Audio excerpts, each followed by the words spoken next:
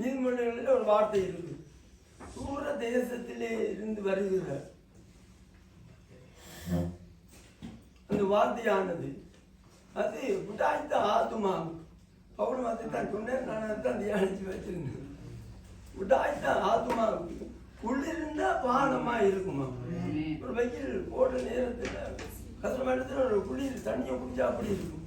அப்பாடா, அங்கே இந்தியா இலங்கையில் தெரிந்தால் உங்களுக்கு அப்படி வெயில். அதை போல இந்த வார்த்தையை நாங்கள் இருதயத்தில் பார்த்துட்டு அதன்படி நாம் செய்வோம். நீங்கள் மட்டுமில்ல, நானும் சேர்ந்து. அல்லேலூயா, கர்த்தர் பெரியவர். அல்லேலூயா. ஆமென். அப்படி நாங்கள் அதிக நேரத்தை எடுக்காமல் பாஸ்டரிடத்திலே கருத்திலே கொடுத்து விடுவோம். பாஸ்டர் இந்தியாவில் இருந்து வந்திருக்கிறார்.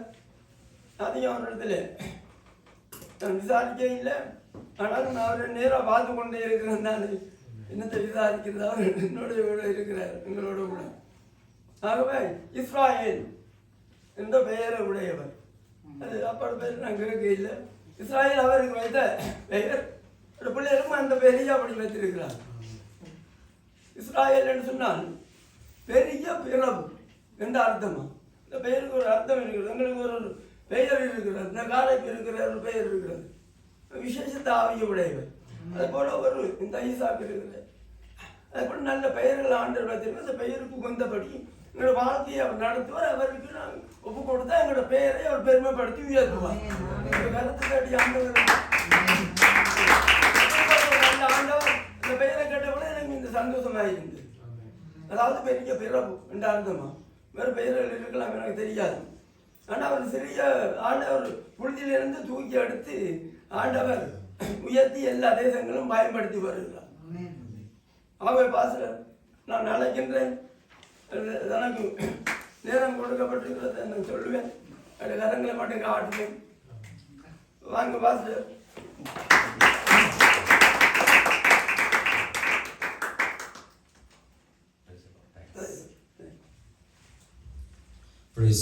கர்த்தருடைய பரிசுத்த நாமத்திற்கு மகிமை உண்டாகட்டும். நமது ஆண்டவரும் நமது அருமை இரட்சகருமாக இருக்கிற கர்த்தராகிய இயேசு கிறிஸ்துவின் வெளியேற பெற்ற நாமத்தினாலே இந்த காலவெளியில் கூடி வந்திருக்கிற உங்கள் அனைவரையும் ஆண்டவராகிய இயேசு கிறிஸ்துவின் நாமத்தினாலே நான் வாழ்த்தி வரவேற்கிறேன். இந்த நாளிலும் உங்களோடு கூட தேவனுடைய வார்த்தைகளை ஒரு சில நிமிடங்கள் கர்த்தருடைய சமூகத்தில் இந்த காலை ஆராதனையில் உங்களோடு கூட கலந்து இந்த பட்டணத்தில் வந்து உங்களை சந்திப்பதிலே கர்த்தருக்குள்ள மிகுந்த மகிழ்ச்சி அடைகிறேன். கர்த்தர் நல்லவர். இந்த நாளிலும் கூட ஆண்டவர் எங்கள் மத்தியிலே மகிமைப்படுவாராக, அவருடைய நாமம் மகிமைப்படுவதாக. ஸ்தோத்திரம். அல்லேலூயா. இந்த நாளிலும் கூட அருமையான தேவனுடைய மனிதர் பாஸ்டர் தேவதாஸ் அவர்கள் அன்போடு கூட இந்த நாளிலே வந்து எங்கள் மத்தியில் ஊழியம் செய்யும்படி கூட அவர் இந்த நாட்களில் உங்கள் மத்தியில் அவர் அழைத்து கொண்டு வந்திருக்கிறார். கர்த்தருக்கு ஸ்தோத்திரம். தொடர்ந்து அவருக்கு நான் இயேசு கிறிஸ்துவின் நாமத்தில் நன்றியும் வாழ்த்துக்களையும் ஸ்தோத்திரம் தெரிவித்துக் கொள்கிறேன். ஒரு நல்ல ஒரு தாகம் வாஞ்சியம் உள்ள ஒரு தேவனுடைய மனிதர். நான் அவரை ஒரு 3 நாட்களாக தான் பார்த்து கொண்டிருக்கிறேன். இந்த 3 நாட்கள் அவரை கவனித்து பார்க்கப்படும் பொழுது என்னுடைய 3 நாள் கூட்டங்களிலும் 2 நாள் கூட்டங்களிலே அவர் நல்ல ஒரு வாஞ்சையும் தேவனுடைய சமூகத்தில் ஒரு தாகத்தோடு கூட கர்த்தருடைய சமூகத்தில் இந்த நாட்களிலே கர்த்தருடைய ராஜ்யத்திற்காக நிற்கக்கூடிய ஒரு நல்ல ஒரு கர்த்தருடைய பாத்திரமாக தேவன் இந்த பகுதியில் உங்களுக்கு ஒரு சபையில் ஒரு நல்ல போதகராக கர்த்தர் இந்த நாளில் அவர் தந்திருக்கிறார். கர்த்தர் அவரை ஆஸ்வதிப்பார். அவருடைய பிரயாசங்களை கர்த்தர் ஆஸ்வதிப்பாராக. இந்த கால நேரத்தில் ஒருவேளை எங்களை பார்க்கும் பொழுது சில நேரத்தில் நீங்கள் யோசிக்கிறதெல்லாம் பார்த்தீங்கன்னு சொன்னால் ஏதோ வேறு விதமாக யோசிக்கிறது கூட தெரியுது. நான் வேறு கிரகத்தில் தான் இறங்கி வரல. கர்த்தருக்கு ஸ்தோத்திரம். வேறு கிரகத்தில் தான் இறங்கி வரல, பூமியில் தான் நான் வந்திருக்கேன். ஆனால் அப்படிலாம் நீங்கள் யாரும் பயப்பட தேவையில்லை. கர்த்தருக்கு ஸ்தோத்திரம். அவர் பெரிய பிரபு அப்படிலாம் சொல்லி பாசனம் எங்களை ரொம்ப பிரமிக்க பண்ணியிருக்கிறார். கர்த்தருக்கு ஸ்தோத்திரம். நாங்கள் உங்களை போல நானும் ஒரு சாதாரண கர்த்தருடைய பாத்திரம் தான். அல்லேலூயா. கர்த்தர் நல்லவர். அல்லேலூயா. என்னுடைய பெயர் பார்த்தீங்கன்னு கேட்டீங்கன்னா, உண்மையான பெயர் என்னுடைய பேர் மணிகண்டன் இஸ்ரேல். அதாவது என்ன, நான் ஹிந்துவாக இருந்து என்னுடைய தகப்பனார் 40 நாள் நான் வைராக்கியமான ஒரு இந்து குடும்பத்தை சேர்ந்தவன். 40 நாள் என்னுடைய தகப்பனார் நான் சுருக்கமாக என்னுடைய பற்றி சில இன்ட்ரடக்ஷன் கொடுத்துட்டு நான் தேவனுடைய வார்த்தைக்குள் நான் வேகமாக கடந்து போகிறேன். என்னுடைய 40 நாளில் என்னோட தகப்பனார் விரதம் இருந்து மகனா பிறந்த மணிகண்டன் பேர் வைக்கிறேன்னு சொன்னார். மகளா பிறந்த மணி மேகன் வைக்கிறேன்னு சொன்னார். நான் மகனா பிறந்ததுனால எங்கள் அப்பா மொட்டை மொட்டையெல்லாம் அடித்து காதெல்லாம் குத்தி எனக்கு மணிகண்டன் பேர் வச்சு அவ்வளோ வைராக்கியமான ஹிந்து குடும்பத்தில் வளர்க்கப்பட்டு இயேசு என்றாலே எங்களுக்கு பிடிக்காது. இயேசு கிறிஸ்துவை பற்றி எங்களுக்கு யாராவது சொல்ல வந்தால் அவர்களுக்கு பயங்கரமாக நாங்கள் பேசக்கூடிய அளவில் நாங்கள் இருந்தோம், கண்டம் பண்ணுற அளவுக்கு நாங்கள் இருந்தோம். ஆனால் கர்த்தருக்கு ஸ்தோத்திரம், காலம் ஒன்று வந்தது, ஆண்டவரின் சந்திக்கிற நேரம் ஒன்று வந்தது. என்னுடைய 17வது வயதில், அதாவது என்னோட வாலிப பருவத்தில் ஆண்டவர் தொட ஆரம்பித்தார். 17வது வயதில் 29 தூக்க மாத்திரை சாப்பிட்டு நான் சாக கடலுக்கு போனேன். போன நேரத்தில் ஆண்டவர் என்னுடைய மரணத்தில் குறுக்கிட்டார். மரணத்தில் குறுக்கிட்டு, நான் உண்மையுள்ள தேவன், நான் ஜீவனுள்ள தேவன். அப்போ நான் பார்த்தேன், நான் மறிக்க போனால் என்னுடைய வாழ்க்கையில் 29 தூக்க மாத்திரை சாப்பிட்ட எஃபெக்ட் கீழே விழுந்ததுனால என்னோட கை காலெல்லாம் கீழே விழுந்து என்னுடைய ஆத்துமா பாதாளத்தை நோக்கி போய் கொண்டிருக்கிற நேரத்தில் இயேசு என்னுடைய மரணத்தில் அவர் குறுக்கிட்டார். என் மரணத்தில் அவர் குறுக்கிட்டு, கால வரும் முன்னே நீ ஏன் சாக வேண்டும், என் ஜீவனை உனக்கு நான் தருகிறேன், நான் ஜீவனுள்ள தேவன் என்பதை தேசமெல்லாம் சொல்லு என்று சொன்னார். அன்றைக்கு என் வாழ்க்கையை ஆண்டவர் கண்டு கொடுத்தேன். கர்த்தருக்கு ஸ்தோத்திரம். இந்நாள் வரையும் ஆண்டவர் அற்புதமாய் நடத்தி கொண்டு வருகிறார். கடைசியாக என் குடும்பத்தில் பயங்கரமான ஒரு ஹிந்து வைராக்கியமானவர்களை ஆண்டவர் அடிமையை கொண்டு எங்கள் பட்டணத்திலேயே முதலாவது எங்கள் குடும்பத்தை ஆண்டவர்களை கொண்டு வர தேவன் உதவி செய்தார். மற்றது எங்கள் பகுதியில் இருக்கிற அந்த பட்டணத்தில் இருக்கிற ஒரு ஹிந்து டெம்பிளில் நாங்கள் ஒரு முக்கியமான பொறுப்பில் இருந்தோம். கடைசியாக அந்த பட்டணத்தில் இருக்கிறவர்கள் அநேகர் பார்த்து ஆண்டவர் அற்புதங்கள் மூலமாக, அடையாளங்கள் மூலமாக ஆண்டவராக இயேசு கிறிஸ்து ஒருவர் இருக்கிறார் என்பதை ஜனங்கள் கண்டு கர்த்தருடைய நாமத்தினால இருக்கிற பகுதியில் ஒரு ஆலயத்தை கர்த்தருடைய நாமத்தில் நிறுவும்படிக்கு தேவன் 94 நாங்கள் ஊழியத்தில் நான் ஆரம்பித்து ஒரு 6 வருஷங்கள் அந்த பகுதியில் கர்த்தருடைய சுவிசேஷ பணியை செய்து கடைசியாக டெய்லியும் வாரம் வெள்ளிக்கிழமை தோறும் அந்த உபவாச கூட்டங்கள், நைட் ப்ரேயர்லாம் நடத்தி நிறைய ஜனங்களுக்கு விடுதலையும் அபிஷேகமும் அநேக கட்டுகள் உடைக்கப்பட்ட பொழுது ஜனங்கள் இயேசுவை பார்க்க ஆரம்பித்தார்கள். தங்கள் வாழ்க்கையில் இயேசுக்கு ஒப்புக் கொடுத்தார்கள். கடைசியாக அந்த பகுதியில் கர்த்தருடைய திருச்சபையை நிறுவும்படிக்கு ஆண்டவர் கிருபை செய்தார். நான் வளர்ந்தது என் ஆவிக்குரிய ஜீவியத்தில் வளர்ந்தது, கிறிஸ்துவுக்குள்ள பிறந்ததெல்லாம் நான் போன முதல் திருச்சபை அப்போஸ்தலர் கிறிஸ்துவ திருச்சபை.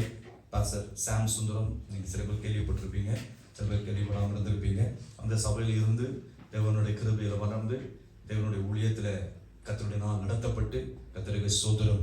இன்றைக்கு இயேசு ஜீவன் தருகிறார் தேவனுடைய சபையும், இயேசு ஜீவன் தருகிறார் அற்புத சுவிசேஷ கூட்டங்களையும் இன்றைக்கு அநேக பகுதிகளில் இந்தியாவிலும் மற்றும் பல நாடுகளிலும் கர்த்தருடைய நாமத்தின் மகிமைக்கென்று கர்த்தர் நடத்தி கொண்டு வருகிறார். எனக்கு திருமணமாக 2 பிள்ளைகள் உண்டு. ஒருத்தனுக்கு 23 வயது, ஒருத்தனுக்கு 21 வயது. 2 பிள்ளைகள் எனக்கு உண்டு. 2 பிள்ளைகளுடைய சாட்சி பெரிய சாட்சி. இன்னைக்கு ஆண்டவர் கிருபையாக என் குடும்பமாக தேவ சமூகத்தில் என்னுடைய தகப்பனார் கர்த்தருக்குள்ளே 38 வருஷம் பயங்கரமான குடிகாரர், கிறிஸ்துவுக்கு பயங்கரமான ஒரு எதிர்ப்பாளியாக இருந்தவர். ஆண்டவர் என்னுடைய சாட்சிகளை பார்த்தவர் கடைசியாக சொன்னார், நீ ஆராதிக்கிற இயேசுதான் உண்மையானவர், ஆராதிக்கிற ஆண்டவர் தான் உண்மையானவர் என்று சொல்லி கடைசியாக அவர் சொன்னார், நான் உன்னுடைய கரத்தில் நான் ஞானஸ்நானம் எடுக்க விரும்புகிறேன் என்று சொல்லி தன் வாழ்க்கையை இயேசுவுக்கு கொடுத்தார். 2008 அவருக்கு ஞானஸ்நானம் கொடுத்து கர்த்தருக்குள்ளே அவர் கடந்து வந்து சில காலங்கள் இருந்து பிறகு அவர் கர்த்தருக்குள்ளே மரித்தார். கர்த்தருக்கு ஸ்தோத்திரம். இன்றைக்கு தேவ கிருபையினால சபை இந்தியா தேசத்தில் கர்த்தருடைய கிருபையினால் நடத்தவும் அநேக கிராமங்கள், அநேக பட்டணங்கள், அநேக சபைகளில் கர்த்தருடைய நாமத்தை மகிமைப்படுத்த ஆண்டவர் கர்த்தருடைய கிருபையினால் நடத்தி கொண்டு வருகிறார். தொடர்ந்து எனக்காகவும் என்னுடைய ஊழியங்களுக்காகவும் குடும்பத்திற்காகவும் ஜெபித்துக் கொள்ளும்படிக்கு உங்கள் நேரம் வரும்பொழுது, ஞாபகம் வரும்பொழுது நீங்கள் ஜெபித்துக் கொள்ளுங்கள். சபையின் பேர் இயேசு ஜீவன் தருகிறார் சபை, ஊழியத்தின் பேர் இயேசு ஜீவன் தருகிற அற்புத ஊழியங்கள். இந்த ஊழியங்களுக்காக ஜெபித்துக் கொள்ளுங்கள். கர்த்தர் உங்களை ஆசீர்வதிப்பாராக. இந்த நேரத்தில் கர்த்தருடைய நாமத்தினால வந்திருக்கும் நேரவையும் கர்த்தர் ஆசீர்வதிப்பார். நல்ல ஒரு ஆராதனைக்குள்ள நீங்க நடத்துனீங்க. கர்த்தருக்கு ஸ்தோத்திரம். இந்த நாளில் நான் அதிக நேரத்தை உங்கள் மத்தியில் எடுத்துக்கொள்ளாதபடிக்கு இந்த நாட்களில் தேவனுடைய சமூகத்தில் ஒரு சில நிமிடங்கள் மாத்திரம் உங்களோடு எடுத்து தேவனுடைய சமூகத்தில் நான் ஜெபித்து கடந்து போக விரும்புகிறேன். கண்களை மூடி தேவ சமூகத்தில் ஜெபிக்க போகிறோம். இந்த காலை நேரத்தில் ஆண்டவர் எங்களோடு கூட என்ன பேச விரும்புகிறாரோ அவர் பேசும்படிக்கு தேவனுடைய சமூகத்தில் கர்த்தாவே நான் இந்த காலவெளியில் உங்களுடைய சத்தத்தை கேட்க வந்திருக்கிறேன். அப்பா, ஒரு ஊழியக்காரருடைய சத்தம் அல்ல ஆண்டவரே, ஒரு ஊழியக்காரருடைய சத்தத்தை கேட்க நான் வரவில்லையப்பா.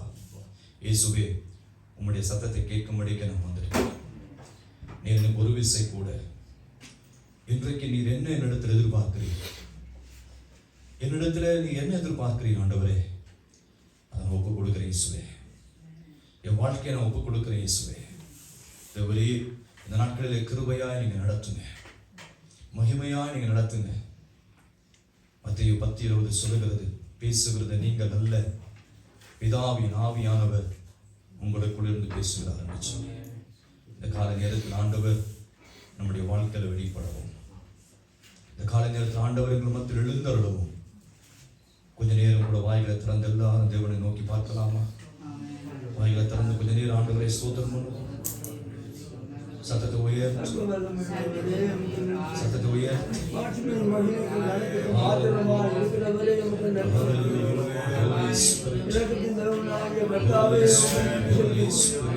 மகாதேவன் பெரியவர்,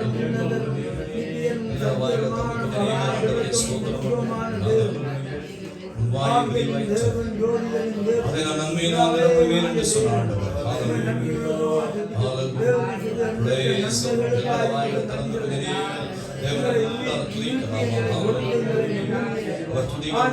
வாசம் செய்கிறார். மகிமைக்கும் கனத்திற்கும் பாத்திரராயிருக்கிறார். காலை நேரத்தில் ஆண்டவர் எங்களோடு இடைபடத்தக்கதாம்.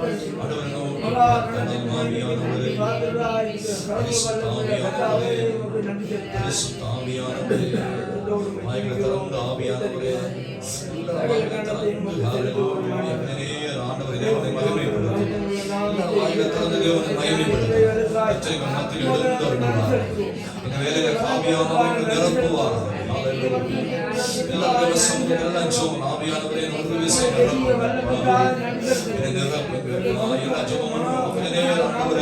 இருதயத்தை தேவனுக்கு திறந்து கொடுங்க. ஆண்டவர் மத்தியில் ஊழியம் செய்யப்படி இந்த காலங்களில் அழைப்பை கொடுப்போம். அழைப்பை நாம் கொடுப்போம். ஆண்டவருக்கு ஒரு அழைப்பை கொடுப்போம். ஆண்டவரே, இன்றைக்கு நான் பெருமையாய் வந்திருக்கிறேன். ஆண்டவரே, நான் பெருமையாய் வந்திருக்கிறேன், பலவீனமாய் வந்திருக்கிறேன். அப்பா, என்னிடத்தில் ஒன்றுமில்லை ஆண்டவரே இயேசுவே, உம்முடைய சமூகத்தில் நான் வந்திருக்கிறேன். எத்தனை பேர் சொல்ல போறோம், எத்தனை பேர் வாஞ்சியா கேட்க போறோம். ஆண்டவரே, நீர் என்னை ஒரு விசை நிரப்பும். ஆண்டவரே, மானானது நீருடைய வாஞ்சித்து கதறுகிறதாமே. தேவ பிள்ளைகளே, வசனம் சொல்லுகிறது, மானானது நீருடைய வாஞ்சித்து கதறுகிறதாமே. அவருடைய ஆத்மாவேலே கர்த்தருடைய சமூகத்தில் கர்த்தருடைய பிள்ளைகளாக இருக்கிற நாம் நம்முடைய ஆத்மாவிலே வாஞ்சித்து கதறும்படிக்கு ஆண்டவரே கேளுங்க. ஆண்டவரே, நான் உம்மிடத்தில் வாஞ்சையாய் வந்திருக்கிறேன். ஹல்லேலூயா. எல்லாரும் வாய்களை திறந்து கர்த்தரை ஸ்தோத்திரம் பண்ணுங்க. தேவனை துதிக்க நாம் பழக வேண்டும். சத்தத்தை உயர்த்தி, ஒரு சத்தத்தை உயர்த்தி, ஹல்லேலூயா, ஹல்லேலூயா.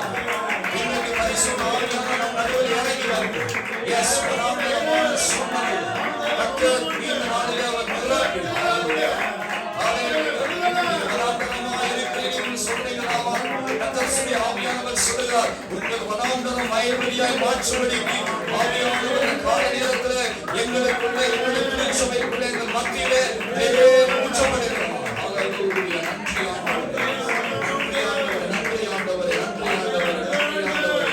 ஓரமா ஷகலமா கமலபலபலபலபலபல அசைவாடும் ஆவியே தூய்மையே ஆவியே அசைவாடும் ஆவியே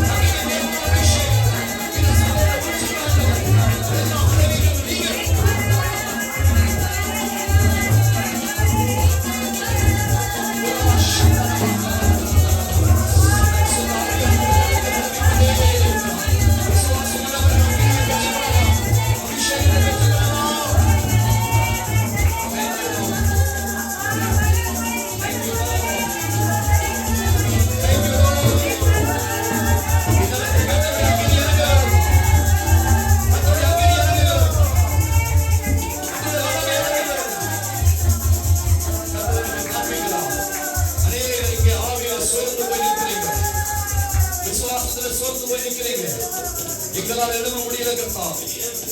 அடுத்த கட்டத்தில் என்ன செய்வதென்று தெரியாமல் குழப்பத்தில் இருக்கிறோம். இங்க 2 பேர் இந்த கூட்டத்தை அப்படி நின்று கொண்டு இருக்கிறீங்க.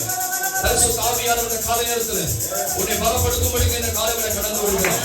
பயப்படாதே, பயப்படாதே. உன்னை நான் தெரிந்து கொண்டேன். எஸ், உன்னை அடைந்தேன். உன்னை எப்படி நான் கைவிடுவேன்? எஸ், எப்படி நான் மறப்பேன்? உன்னை நான் மறப்பதில்லை என்று நாம் சொல்கிறோம். உன்னை கரம் பிடித்து நான் நடத்துவேன். உன்னை கரம் பிடித்து நடத்துவேன் என்று நான் சொல்கிறேன். அருமையான தேவனுடைய பிள்ளைகளே, இந்த காலை நேரத்தில் பரிசுத்த ஆவியானவர் இந்த இடத்துல ஒரு அக்கினியா இறங்கி இருக்கிறார். என்னுடைய தரிசனத்தில் என்னால் பார்க்க முடிகிறது. பரிசுத்த ஆவியானவர் அக்கினியாக இறங்கி இந்த இடம் முழுவதுமாய் ஆவியானவர் தன்னுடைய பிள்ளைகளை பலப்படுத்தி சொல்லுகிறார். சபையை பலப்படுத்தும்படிக்கு அக்கினி எங்க மக்கள் இறங்கி ஒவ்வொருவரை கண்டு உயிர்ப்பிக்கிறது. ஒவ்வொரு உயிர்ப்பிக்கிறது. அப்பா, என்னை தாழ்த்துகிறேன் ஆண்டவரே. அப்பிரச்சனமான ஊழியக்கான இந்த காலவரை என்ன நோக்கத்திற்காக இந்த பட்டணத்தில் என்ன கால் வைக்கும்படி இந்த இடத்துல கொண்டு வந்திருக்கிறீர்கள் ஆண்டவரே. இந்த சபையில் ஒரு எழுப்பதத்தை பற்றி பிடிக்கவும், ஜனங்கள் விசுவாசத்தில் கட்டப்படவும், கர்த்தருடைய வார்த்தையில கட்டப்படவும், தேவனுடைய நாமத்திலே பிள்ளைகள் கர்த்தாவே ஸ்தோத்திரம் ஆவிக்குரிய வாழ்க்கையில கட்டப்படவும், கர்த்தாவே இந்த திருச்சபையினுடைய போதகர்களுக்காகவும் ஆண்டவரே இந்த ஊழியத்திற்காக நான் ஜெபிக்கிறேன். ஆண்டவரே உமது நாமத்தை மகிமைப்படுத்தும், மகிமைப்படுத்தும் அப்பா. ஆசீர்வதியும் இயேசுவின் நாமத்தில் பிதாவே. ஆமென், ஆமென். தயவு செய்து அமர்ந்து கொள்ளுங்கள். ஆண்டவர் நம்மை ஆசீர்வதிப்பாராக. Praise the Lord. Hallelujah, hallelujah, hallelujah. நல்லவர். Hallelujah, hallelujah, hallelujah, praise the Lord. இந்த நாளிலும் கூட வேதத்திலிருந்து ஒரு வசனத்தை நாங்கள் எல்லாம் எடுத்துக்கொள்ள போகிறோம். எல்லாருக்கும் தெரிந்த வசனம் பிரசங்கியின் புஸ்தகம் 10வது அதிகாரத்திற்குள்ளே 1ஆம் வசனத்தை நாம் இன்றைக்கு தியானத்திற்கு எடுத்துக்கொள்ள போகிறோம். பிரசங்கியின் புத்தகம் 10வது அதிகாரம் 1ஆம் வசனம் ஒரு வாசிக்க நாம் கேட்போம். செத்த ஈக்கள் தைலக்காரனுடைய பரிமாண தைலத்தை வாசிங்க சகோதரி. நாரி கெட்டு போக பண்ணும். ஞானத்திலும் கனத்திலும் பெயர் பெற்றவனை சொற்ப மதியினமும் அப்படியே செய்யும். இங்கே வசனத்துல எங்கள் காலவெளியில கவனித்து பார்க்க பொழுது இங்கே பிரசங்கி அழகான ஒரு காரியத்தை எழுதுகிறார். என்னத்தை எழுதுகிறார் என்று சொன்னால், அந்த இடத்துல சொல்லப்பட்டிருக்கிற ஒரு காரியம் அந்த வசனத்துல செத்த ஈ என்று சொல்லுகிறார். செத்த ஈக்கள் என்று சொல்லுகிறார். அந்த செத்த ஈக்கள் தைலக்காரனுடைய பரிமள தைலத்தை நாரி கெட்டு போக பண்ணும். ஒருவன் கனத்திலும் ஞானத்திலும் பேர் பெற்றவனை சொற்ப மதியினம் அப்படி செய்யும் என்று அங்கே சொல்லுகிறார் ஞானி. அப்ப பாத்தீங்கன்னா மேல் வசனத்துல செத்த ஈக்கள் என்று சொல்லப்பட்டிருக்கிறது. கீழ் வசனத்துல பாத்தீங்கன்னு கேட்டீங்கன்னா அதே வசனத்துல கீழ்ப்பகுதியை கவனிச்சு கடைசி பகுதியை கவனிச்சு பார்க்கப்படும் பொழுது சொற்ப மதியினம் என்று சொல்லப்பட்டிருக்கிறது. இந்த கால நேரத்துல இன்றைக்கு இந்த வார்த்தையை உங்கள் மத்தியில நான் ஆதாரமாக நான் வைத்து ஒரு 3 காரியத்தை 3 மனிதர்களை வேதத்திலிருந்து நான் காண்பித்து கொடுக்க போகிறேன். அப்ப பாத்தீங்கன்னு சொன்னா, ஒரு தைலக்காரனுடைய தைலத்தை செத்த ஈ என்ன பண்ணுமா, அந்த தைலக்காரனுடைய ஈ அந்த தைலக்காரனுடைய அந்த நல்ல பரிமள தைலத்தை அது கெட்டு போக பண்ணுமா. ஒரு மனிதன் ஞானத்திலும் கனத்திலும் பேர் பெற்றிருக்கிறவனுக்கு மதியினம். மதியினம் என்று சொன்னால் ஒரு புத்தி இல்லாத தன்மை. ஞானத்துல கனத்துல பேர் பெற்றவனுக்கு மதியினம் என்று சொன்னால், அது சொல்லுவார்கள் தமிழில இன்னும் கூட ஆழமாய் சொல்ல போனால், ஒரு என்ன எப்படி சொல்லலாம்னு கேட்டீங்கன்னா, ஒரு கெட்ட புத்தின்னு சொல்லுவாங்க. கெட்ட புத்தின்னு சொல்லுவாங்க. சொற்ப மதியினம். அந்த சில நேரத்துல அந்த வேதத்தில் இருக்கிற வார்த்தைகளை நாங்கள் புரிந்து கொள்ள முடியாமல் சில தமிழ் எழுதப்பட்டிருக்கும். நல்லா கவனிச்சு பாருங்க. செத்த ஈய எதுக்காக பயன்படுத்துவாங்களா? ஈய கூடுதலா பயன்படுத்த மாட்டாங்க. ஈய பத்தி யாருக்கு தெரியும்? ஈனா தெரியுமா? ஈனா உன்னை பல்ல இழிக்க கூடாது. ஈ அது இந்த ஈ இல்லை. எப்படி சில பேர் சொல்லுவாங்க, கேமரால போஸ் கொடுங்க சொல்லுவாங்க, இல்ல சீ சொல்லுவாங்க, இல்ல ஈன்னுவாங்க. ஓகே, எதுக்குங்க? எதுக்கு? ஆமா, கர்த்தருக்கு ஸ்தோத்திரம். ஆனா அந்த செத்த ஈ என்று சொல்லப்பட்டிருக்கிற வேதத்துல, இந்த செத்த ஈ என்று எதற்கு ஆண்டவர் அங்க சொல்லியிருக்காருன்னு கேட்டீங்கன்னா, அந்த தைலக்காரனுடைய பரிமள தைலத்தை என்ன பண்ணுமா? கெட்டு நாரி கொண்டு போக பண்ணுமா. நாரி கெட்டு போக பண்ணுமா. அப்ப நல்ல சமையலோ நல்ல சாப்பாடு நீங்க சமைச்சிருக்கீங்கன்னு வச்சுங்களேன், ஒரு சாதாரண இளையான், சரி உங்களோட தமிழ்லயே சொல்ற இளையான், ஒரு இளையான் வந்துட்டா எங்களுடைய மொழியில இந்தியாவில் என்ன பண்ணுவாங்கன்னு கேட்டீங்கன்னா, இளையான் சொல்ல மாட்டாங்க. என்ன சொல்லுவாங்கன்னா ஈ. எப்படி? ஈன்னுவாங்க. உங்களுடைய தமிழ்ல நான் பேசுகிறேன் இளையான். அந்த இளையான் உள்ள வந்து அந்த இளையான் சுத்தம் பொழுது அந்த இளையானை நாங்கள் அடிக்கிற வரை நாங்கள் ஓய மாட்டோம். உண்மையா இல்லையா? ஏன் அந்த இளையான் உள்ள வந்துட்டு சொன்னா நாங்க சமைத்து வைத்திருக்கிற காரியத்தை அது ஃபுல்லா என்ன பண்ண போகிறது? கெட்டு போக பண்ணும்படிக்கு இன்ஃபெக்ஷனை கொண்டு வந்து போற்றக்கூடாதுன்றதுக்காக அந்த இளையானை நாங்கள் அடித்து என்ன பண்ணுவோம்? கலைப்பதற்கு முயற்சி செய்வோம்.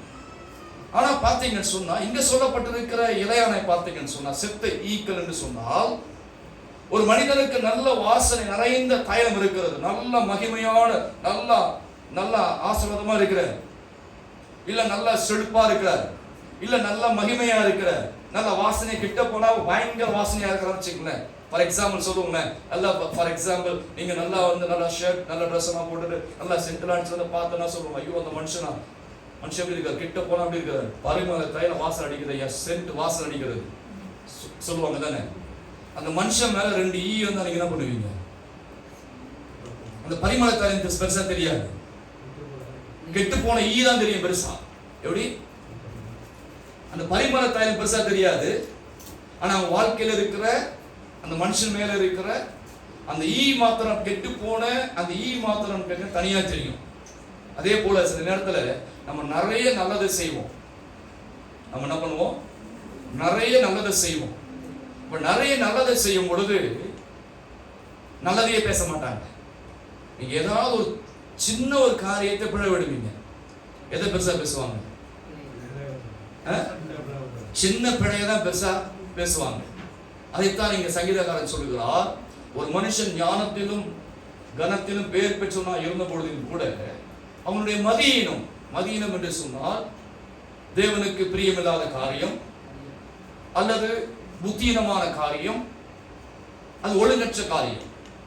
இந்த இடத்துல சொல்லப்பட்டிருக்கிற அந்த மனுஷனுடைய வாழ்க்கையை, அவனுடைய இமேஜை, அவனுடைய பர்சனாலிட்டியை, அவனுடைய ஆவிக்குரிய நிலைமையை அந்த மதியினம் என்ன பண்ணுமான்னு கேட்டீங்கன்னா அவன் வாழ்க்கையை ஸ்பாயில் பண்ணிடும். இந்த காலை நேரத்தில் இந்த வார்த்தையை கேட்டுக்கொண்டு அருமையான தேவனுடைய பிள்ளைகளே, இந்த வசனத்தை ஆண்டவர் எதற்காக இந்த காலவெளியில் பேசுகிறார் என்று சொல்லி எனக்கு தெரியவில்லை. நான் வேலை செய்தியை ஆயத்தம் பண்ணி நான் கொண்டு வந்தேன். ஆனா இந்த இடத்துல ஆவியானவர் இந்த செய்தியை பேசும்படிக்கு இந்த காலை நேரத்தில் எனக்குள்ளே ஒரு பாரத்தை, இந்த வசனத்தை தேவன் போட்டார். என்று சொன்னால் இன்றைக்கு தேவன் நம்மிடத்துல ஒரு மிகப்பெரிய எதிர்பார்ப்பை அல்லது தேவன் நம்மிடத்துல மிகப்பெரிய ஒரு அர்ப்பணிப்பை அல்லது தேவன் நம்மிடத்துல இந்த கடைசி கால ரிவைவலுக்கு என்று தேவன் நம்மை தெரிந்து கொண்டிருக்கிற நம்முடைய வாழ்க்கையில அந்த ரிவைவலுக்கு தேவன் நம்மை எடுத்து கரங்களில் பயன்படுத்த வேண்டும் என்று நாம் விரும்புகிறோம். நம்முடைய சபை விரும்புகிறது. அப்படிதானே? நாம் விரும்புகிறோம், நம்முடைய சபை விரும்புகிறது. எத்தனை பேர் விசுவாசிக்கிறீங்க இந்த கடைசி கால ரிவைவலுக்கு என்று தேவன் எங்கள் சபையை பயன்படுத்த வேண்டும்? ஆமென், ஆமென். ஹல்லேலூயா. கடைசி கால ரிவைவலுக்கு என்று தேவன் என்ன பயன்படுத்த வேண்டும்? இந்த கடைசி கால ரிவைவலுக்கு என்று ஆண்டவர் என் தாளந்துகளை பயன்படுத்த வேண்டும். இந்த கடைசி கால ரிவைவலுக்கு என்று ஆண்டவர் எனக்குள்ளே கொடுக்கப்பட்டிருக்கிற கிருபை வரங்களை தேவன் பயன்படுத்த வேண்டும். அப்படியானால் இன்றைக்கு இந்த காலை வேளையில் ஆண்டவர் ஏன் பேசுகிறார் என்று சொன்னால், இந்த பட்டணத்தில் இருக்கிற ஆத்துமாக்களை குறித்து தேவன் பரிதவித்துக் கொண்டிருக்கிறார். என் ஜனங்கள், என் ஆடுகள், என் மந்தை தேவனுடைய சமூகத்தில் இன்னும் கட்டப்பட்டு தேவ ராஜ்யத்திற்காக நீங்கள் நிற்க வேண்டும் என்று இந்த காலை நேரத்தில் ஆவியானவர் நம்மோடு கூட அவர் பேசிக் கொண்டிருக்கிறார். இந்த சத்தத்திற்கு நீங்கள் செவி கொடுத்து, ஆண்டவரே இந்த மிகப்பெரிய பிக் காலிங்க்கு இந்த கடைசி கால ரிவைவலுக்கு, இந்த கடைசி கால எடுப்புதலுக்கு என்று நீர் எங்களை தெரிந்து கொண்டிருக்கிறீர். இந்த வசனத்திலிருந்து நாங்கள் இன்றைக்கு என்ன கற்றுக்கொள்ள போகிறோம் அப்பா? இந்த வசனத்திற்குள்ளிருந்து இதனுடைய வெளிப்பாடுகளை நீர் என்ன தரப்போகிறீர் ஆண்டவரே என்று சொல்லி நாங்களே ஆராய்ந்து பார்த்து கொண்டோம் என்று சொன்னால் நிச்சயமாகவே எடுப்பதற்கு தடை இல்லை. ஒருவேளை இந்த காலை நேரத்தில் இயேசுவை அறியாத நண்பர்கள் இந்த கூட்டத்துக்குள்ள வந்திருக்கலாம், இயேசுவை அறியாத சகோதரர்கள் இந்த கூட்டத்தில் வந்திருக்கலாம்.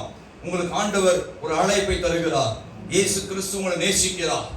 இன்றைக்கு அவர் உங்களை ஆண்டவர் ரட்சிக்கும்படிக்கு, உங்களை விடுதலையாக்கும்படிக்கு, உங்களை சுகமாக்கும்படிக்கு, உங்களோட வாழ்க்கையை மாற்றும்படிக்கு இந்த காலவேளை ஆண்டவர் இந்த திருச்சபை நடுவில் அசைவாடி கொண்டிருக்கிறார். நிச்சயமாகவே முடிவு. நம்பிக்கை வீண் போகாது. இந்த காலவேளையில் யாரை நம்பி நாம் வந்திருக்கிறோம்? இயேசு கிறிஸ்துவை நம்பி நாங்கள் வந்திருக்கிறோம். அன்புக்குரியவர்களே, இயேசு கிறிஸ்துவை நம்பி வந்திருக்கிறதுனால வசனம் சொல்லுகிறது, அவர்கள் அவரை நோக்கி பார்த்து பிரகாசம் அடைந்தார்கள், அவருடைய முகங்கள் வெட்கப்பட்டு போனதே இல்லை என்று வேதம் சொல்லுகிறது. அப்படியானால் இந்த கால நேரத்தில் ஆண்டவராகிய தேவன் நம்மிடத்தில் பேசுகிறார். அன்பு நண்பர்களே, புதிதாய் வந்திருக்கிற அன்பு சகோதரனே சகோதரியே, இந்த கால நேரத்தில் உங்கள் வாழ்க்கையை இயேசுவுக்காக கொடுங்க. உங்கள் இருதயத்தை இயேசுவுக்காக கொடுங்க. உங்களுடைய உள்ளத்தை இயேசுவுக்காக கொடுங்க. ஆண்டவர் உங்களிடத்துல வெள்ளியை கேட்கல, பொண்ணு கேட்கல, உங்களிடத்துல ஆஸ்தியை கேட்கல. ஆண்டவர் கேட்கிறதா ஒன்றை தான் கேட்கிறார். உன் உள்ளத்தை எனக்கு தருவாயா? உன் உள்ளத்தை எனக்கு தருவாயா? என்னிடத்துல வருவாயா என்று சொல்லித்தான் ஆண்டவர் இந்த கால நேரத்துல ஒரு அறைகூவலை தேவன் நம்மத்தில் இட்டுக் கொண்டிருக்கிறார். ஆனபடியினால் அன்பு நண்பர்களே, இயேசுவை ஏற்றுக்கொள்ளாத நண்பர்களே, இந்த கால நேரத்துல உங்களுக்கு ஒரு நல்ல ஒரு அறைகூவல் எடுக்கப்படுகிறது. இயேசு உங்களை நேசிக்கிறார். ஹல்லேலூயா, ஹல்லேலூயா.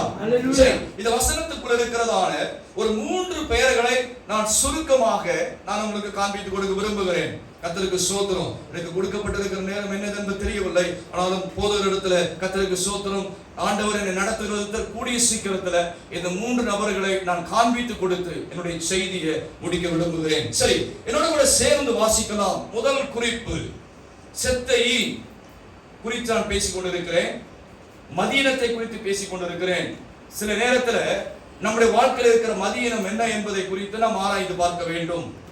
தேவன் என்னை பயன்படுத்த வேண்டும் என்று சொன்னால் என் வாழ்க்கையில் இருக்கிற செத்து போன ஈக்கள் என்ன மறைந்திருக்கிறது, என்னுடைய அபிஷேகத்தை, தேவன் எனக்கு கொடுத்திருக்கிற அழைப்பை, தேவன் எனக்கு கொடுத்திருக்கிற ரட்சிப்பை, தேவன் எனக்கு கொடுத்திருக்கிற பரிசுத்த வஸ்திரங்களை, எது செத்து போன ஈக்கள் என்னுடைய வாழ்க்கையில கெடுக்கிறது என்பதை சற்று ஆலோசித்து பார்த்து நாம் தேவ சமூகத்திற்குள்ள நம்மை நாமே நிதானித்து பார்க்க போகிறோம்.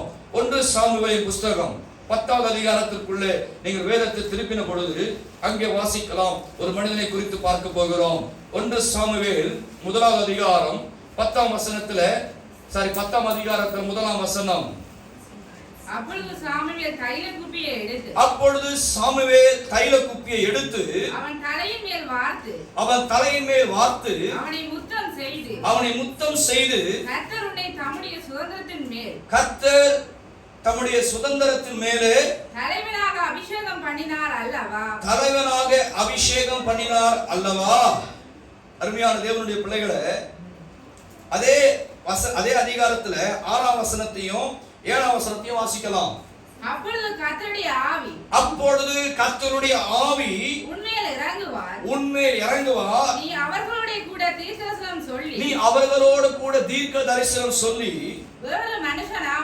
ஆண்டவர் சொல்கிறார், வேறு மனுஷனாவாய். இந்த அடையாளங்கள் உனக்கு நேரிடும் பொழுது சமயத்திற்கு ஏற்றபடி செய். தேவன் உன்னோட கூட இருக்கிறார். இங்கே 10வது அதிகாரத்தில் 1ஆம் வசனத்தில் சொல்லப்பட்ட மனிதர் யாருன்னு சொன்னால் இங்கே சவுலை குறித்து சொல்லப்பட்டிருக்கிறது. இந்த சவுலுடைய காரியங்கள் நமக்கு நன்கு படித்திருக்கிறோம். பல முறை வேத வசனத்தை நாங்கள் கவனித்திருக்கிறோம். இந்த சவுலுடைய பேக்ரவுண்டை பார்த்தீங்கன்னு சொன்னா, இவர் பென்யமின் கோத்திரத்தை சேர்ந்தவர். அதை 29வது அதிகாரத்துல 21வது வசனத்துல அவனை பற்றி சொல்லுகிறது. அவனுடைய பின்னணியை பார்த்தீங்கன்னு சொன்னா, அங்கே பார்த்தீங்கன்னு கேட்டீங்கன்னா, அங்கே 21ஆம் வசனத்துல, அப்பொழுது சவுல் பிரதியுத்தரமாக, நான் இஸ்ரவேல் கோத்திரங்களிலே சிறிதான பென்யமின் கோத்திரம் அல்லவா? பென்யமின் கோத்திரத்திலே குடும்பத்தாரிலே என் குடும்பம் அற்பமானது அல்லவா? நீ இப்பேற்பட்ட வார்த்தைகளிடத்தில் சொல்லவானே? கர்த்தருக்கு ஸ்தோத்திரம். இந்த சவுல் பார்த்தீங்கன்னு கேட்டீங்கன்னா கழுதையை தேடி அலைகிறார். அவர் அலைகிற நேரத்தில் சாமுவேல் தீர்க்கதரிசி ஆண்டவர் அவரை பயன்படுத்துகிறார். சாமுவேல் தீர்க்கதரிசியை கர்த்தர் பயன்படுத்தும் பொழுது இஸ்ரவேல் ஜனங்கள் எல்லாரும் தங்களுக்கு ஒரு ராஜா வேண்டும், தங்களுக்கு ஒரு ராஜா வேண்டும் என்று சொல்லி ஆண்டவரிடத்துல முறையிட்டு கொண்டிருக்கிறார்கள். ஆண்டவரிடத்துல கதறி கொண்டிருக்கிறார்கள், எங்களுக்கு ராஜாக்கள் வேண்டும், ராஜாக்கள் வேண்டும் என்று சொல்லி. இந்த ராஜாக்களுக்கு முன்பாக அதற்கு நீங்கள் பின்பகுதியை கவனிச்சு பார்த்தீங்கன்னா நிறைய நியாயாதிபதிகளை கர்த்தர் பயன்படுத்தி இருக்கிறார். ஆண்டவர் மோசேயை ஆண்டவர் எழுப்பினார். அதற்கு பிறகு ஆண்டவர் யோசுவாவை எழுப்பினார். யோசுவாவு காலத்திற்கு பிறகு ஆண்டவர் நியாயாதிபதிகளை எழுப்பி இஸ்ரவேல் ஜனங்களை நியாயம் விசாரித்தார்கள். இப்படி நியாயம் விசாரித்து வருகிற நாட்களிலே ஜனங்கள் எல்லாரும் கூக்குரலிட்டார்கள். என்ன கூக்குரலிட்டார்கள் தெரியுமா? எங்களுக்கு ராஜா ஒருவர் வேண்டும், ராஜாவை தர வேண்டும் என்று சொல்லி சாமுவேல் கிட்ட போய் முறையிட்டார்கள். அப்ப சாமுவேல் அந்த நாட்களிலே இஸ்ரவேல் ஜனங்களை நியாயம் விசாரித்துக் கொண்டு வருகிற ஒரு தீர்க்கதரிசி. இந்த தீர்க்கதரிசி காலங்களில் முறையிட்ட பொழுது ஆண்டவர் ஜனங்களுடைய சத்தத்தையும் சாமுவேல் சத்தத்தையும் கேட்டு கர்த்தர் என்ன பண்றாரு கேட்டீங்கன்னா, ஆண்டவர் ஒரு ராஜாவை தேர்வு செய்கிறார். அந்த ராஜா யாருன்னு கேட்டீங்கன்னா சவுல். இந்த சவுலுடைய பேக்ரவுண்ட பார்த்தீங்கன்னு கேட்டீங்கன்னா பென்யமின் கோத்திரத்தான். ரொம்ப அற்பமான மனிதன் என்று சொல்லி தன்னை குறித்து அவர் சொல்லுகிறார். இப்பேற்பட்ட மனிதன் கழுதையை தேடி அலைந்து கொண்டிருக்கிற நேரத்தில் சாமுவேல் அவருக்கு எதிர்பட்டு கர்த்தர் உன்னை தெரிந்து கொண்டிருக்கிறார், இஸ்ரவேலுக்கு ராஜாவாக உன்னை தெரிந்து கொண்டிருக்கிறார் என்று சொல்லி இந்த சவுலுக்கு ஒரு தீர்க்க தரிசனத்தை சாமுவேல் சொல்லுகிறார். சொன்ன உடனே அந்த ஸ்தானத்தில் கொண்டு வருவதற்கு நான் அதற்கு தகுதியான பாத்திரமே இல்லை என்று சொல்லி அவனுடைய ஆரம்பம் நல்லா இருந்தது. அவனுடைய ஆரம்பத்தில் பார்க்கப்படும் பொழுது தன் அற்பமானவன் ஒன்றுமில்லாதவன் சொல்லுகிறார். ஆனால் அவருடைய முடிவை நீங்க பார்த்தீங்கன்னு சொன்னா நல்லா இல்லாம போச்சு. ஒரு மனிதனுடைய ஆரம்பம் நிறைய பேருக்கு நல்லா இருக்கும், ஆனா முடிவு தான் மிக முக்கியம். ஒரு மனுஷனுடைய ஆரம்பம் எப்படி இருக்கும்? எல்லாருக்கும் கிராண்ட் ஓப்பனிங்கா இருக்கும், கிராண்ட் செரமனியா இருக்கும், நல்ல ஓப்பனிங் இருக்கும், நல்ல வரவேற்பு இருக்கும். ஆனால் நன்றாய் ஆரம்பித்து நன்றாய் முடித்தவர்களும் உண்டு, நன்றாய் ஆரம்பித்து மோசமாய் நடந்து நன்றாய் முடித்தவர்களும் உண்டு, நன்றாய் ஆரம்பித்து மோசமாக நடந்து மோசமாக முடித்தவர்களும் உண்டு. 3 கேட்டகரி இருக்கு. இன்னைக்கு ஆரம்பிக்கும் பொழுது சவுல் தன்னுடைய ஜீவியத்தை எப்படி ஆரம்பிச்சாரு கேட்டீங்கன்னா நல்ல கிராண்ட் ஓப்பனிங், நல்ல கிராண்ட் ஓப்பனிங்காக ஆண்டவர் சவுலை தெரிந்து கொண்டு அங்கே சாமுவேல்கிட்ட கர்த்தர் பேசுறாரு. தைலத்தின் அபிஷேகத்தை எடுத்து யார் மேல ஊற்று? சவுல் மேல ஊற்று என்று சொல்லி சாமுவேல்கிட்ட கர்த்தர் பேசின உடனே அங்கே சவுல் அந்த அபிஷேகத்தை பெற்றுவதற்கு தன்னை ஒப்பு கொடுக்கிறார். அந்த 10வது அதிகாரத்துல முதல் வசனத்தை பார்த்தீங்கன்னு சொன்னா சாமுவேல் தைல குப்பி எடுத்து அவன் தலை மேல் வார்த்து அவனை முத்தம் செய்து, கர்த்தர் உன்னை தம்முடைய சுதந்திரத்தின் மேல தலைவனாக அபிஷேகம் பண்ணினார் அல்லவா. இவருக்கு கிடைச்ச சுதந்திரம் என்ன? இஸ்ரவேலுக்கு ராஜா. யாருக்கு ராஜா? தேசத்திற்கு ஒரு ராஜாவான ஒரு அபிஷேகத்தை கர்த்தர் கொடுத்தாரு. அந்த அபிஷேகம் கொடுத்தது மாத்திரமல்ல, அங்கே 6ஆம் வசனத்தை பார்த்தீங்கன்னா கர்த்தருடைய ஆவியானவர் உண்மையில் இறங்குவார். அந்த அபிஷேகத்தினுடைய அடுத்த பிரசன்ஸை பார்க்கணும். உன் மேல இருக்கிற அபிஷேகம் இஸ்ரவேலுக்கு ராஜா மாத்திரம் இல்ல சவுலே, உன் மேல யார் இறங்குவா? கர்த்தருடைய ஆவியானவர் இறங்குவார். நீ அவரோட கூட என்ன சொல்லுவாய்? தீர்க்க தரிசனம் சொல்லுவாய். அன்று அழகான ஒரு அழைப்பை கொடுத்தாரு. அவனுடைய ஓப்பனிங் பாருங்க, நல்லா இருக்குது. அந்த ஓப்பனிங்கை பார்த்தீங்கன்னு சொன்னா ரொம்ப அழகா இருக்குது. அந்த ஓப்பனிங்ல பார்த்தீங்கன்னு சொன்னா அவன் தீர்க்க தரிசனம் சொல்லி அவன் சொல்லுகிறார், நீ வேறே மனுஷனாவாய். இந்த அடையாளங்கள் உனக்கு நேரும் பொழுது சமயத்திற்கு ஏற்றபடி தேவன் உன்னோடு கூட இருப்பார். இப்படி ஒரு நல்ல ஒரு கிராண்ட் ஓப்பனிங்க ஆண்டவர் சவுலுக்கு கொடுத்தார். சவுலுக்கு கொடுத்த உடனே சில பேருக்கு பார்த்தீங்கன்னு கேட்டீங்கன்னா அந்த அபிஷேகத்தினுடைய மேன்மை தெரியாது, ஆண்டவருடைய அழைப்பு தெரியாது, ஆண்டவர் கூப்பிட்டு இருக்கிற அந்த காலிங்களுடைய மேன்மை தெரியாததுனால கடைசியாக சவுல் என்ன பண்றாரு கேட்டீங்கன்னா அந்த அபிஷேகத்தையும் மறந்து தன் மேல வருகிற ஆவியானவரையும் மறந்து நல்லா ஆரம்பிச்சாரு. ஆனா அவருடைய நடக்கைகள், அவருடைய காரியங்களை கவனித்து பார்க்கப்படும் பொழுது மோசமாய் போய் கூட ஆரம்பிச்சு. நிறைய பேர் பார்த்தீங்கன்னா ஆண்டவரை ஏற்றுக்கொள்ளும் பொழுது நல்லா விசுவாசமா உற்சாகமா வருவோம். ஆண்டவரத்தில் நாம் அர்ப்பணித்து, ஆண்டவரே என்று சொல்லி இந்த வாழ்க்கை தேவனுக்கு கொடுப்போம். நான் சொல்லுகிறேன், வெளிப்படுத்தல் சுவிசேஷத்துல 2வது அதிகாரத்துல எபேசு சபைக்கு ஒரு காரியத்தை அங்க எழுதுகிறார். ஆவியானவர் சபைக்கு ஒரு காரியத்தை எழுதுகிறார். நீங்க கவனிச்சு பாத்தீங்கன்னா 2வது அதிகாரத்துல 4ஆம் வசனம், ஆனாலும் நீ ஆதியில் கொண்டிருந்த அன்பை விட்டாய் என்று உன் பேரில் எனக்கு குறை உண்டு. ஆனாலும் நீ ஆதியில கொண்ட அன்பை விட்டாய் என்று உன் பேர் எனக்கு நான் உண்டு. அந்த எபேசு சபைக்கு ஆவியானவர் சொல்லுகிறார். இந்த சவுலுடைய நிலைமையை கவனித்து பார்த்தீங்கன்னு சொன்னா, ஆண்டவர் அபிஷேகம் பண்ணி, ஆண்டவர் அற்புதமா நடத்தி நல்லா கொண்டு போன சவுலுடைய வாழ்க்கையில அவனுக்குள்ள இருந்த ஒரு கெட்ட குணம் என்ன பார்த்தீங்கன்னு கேட்டீங்கன்னா, கீழ்ப்படியாமல் ஒரு தன்மை. நான் இந்த கால எதை குறித்து பேசிக் கொண்டிருக்கிறேன் என்று சொன்னால், சொற்ப மதீனத்தை குறித்து பேசிக் கொண்டிருக்கிறேன். ஒரு மனுஷனுடைய அபிஷேகத்தை கெடுக்கக்கூடிய காரியங்களை குறித்து பேசிக் கொண்டிருக்கிறேன். ஒரு மனிதனுடைய ரட்சிப்பை கெடுக்கக்கூடிய காரியங்களை குறித்து பேசிக் கொண்டிருக்கிறேன். நமக்குள் இருக்கிற மதீனம், அந்த மதீனம் என்னவென்று சொன்னால், சில நேரத்தில் தேவன் நம்மேல் வைத்திருக்கிற திட்டத்தை, தேவன் நம்மேல் வைத்திருக்கிற தீர்மானத்தை அது உடைத்து தவிடுபடியாக்கிவிடும்.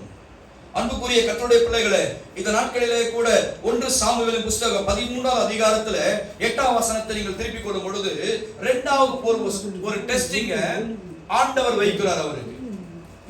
1 சாமுவேல் 13வது அதிகாரம் 8வது அதிகாரத்துல நீங்கள் திருப்பிக் கொள்ளப்படும் பொழுது ஆண்டவர் சவுலுக்கு ஒரு காரியத்தை அங்க வைக்கிறார். 13வது அதிகாரம் 8ஆம் வசனத்துல நீங்கள் வாசிக்கலாம். அவன் தனக்கு சாமுவேல் குறித்த காலத்தின்படி, அவன் தனக்கு சாமுவேல் குறித்த காலத்தின்படி 7 நாள் மட்டும் காத்திருந்தான். 7 நாள் மட்டும் காத்திருந்தான். சாமுவேல் கில்காலுக்கு வரவில்லை. சாமுவேல் கில்காலுக்கு வரவில்லை. ஜனங்கள் அவனை விட்டு சிதறி போனார்கள். ஜனங்கள் அவனை விட்டு சிதறி போனார்கள். இங்க கவனிச்சு பார்த்தீங்கன்னு சொன்னா, அதை பார்த்தீங்கன்னு சொன்னா, நீங்க பார்த்தீங்கன்னா அந்த 10வது வசனத்துல இருந்து 13 வரை வாசிங்க சிஸ்டர். அவன் சர்வாங்க தகன பலியிட்டு முடிகிற போது இதோ சாமுவேல் வந்தான். சாமுவேல் வந்தார். சவுல் அவனை சந்தித்து வந்தனம் செய்ய அவனுக்கு எதிர்கொண்டு போனான். நீ செய்வது என்ன என்று சாமுவேல் கேட்டதற்கு, இங்கே சாமுவேல் தீர்க்கதரிசி சவுலை பார்த்து கேட்கிறார், நீ செய்கிறது என்ன என்றான். சவுல் ஜனங்கள் என்னை விட்டு சிதறி போகிறதையும், சவுல் என்னை விட்டு ஜனங்கள் சிதறி போகிறதை குறித்து நாட்களின் திட்டத்திலே நீர் வராததையும் பெலிஸ்தர் மிக்மாசிலே கூடி வந்திருக்கிறதை நான் கண்டபடியினாலே கில்காலில் பெலிஸ்தர் எனக்கு விரோதமாய் வந்து விடுவார்கள் என்றும் நான் இன்னும் கர்த்தருடைய சமூகத்தை நோக்கி விண்ணப்பம் பண்ணவில்லை என்றும் எண்ணி துணிந்து சர்வாங்க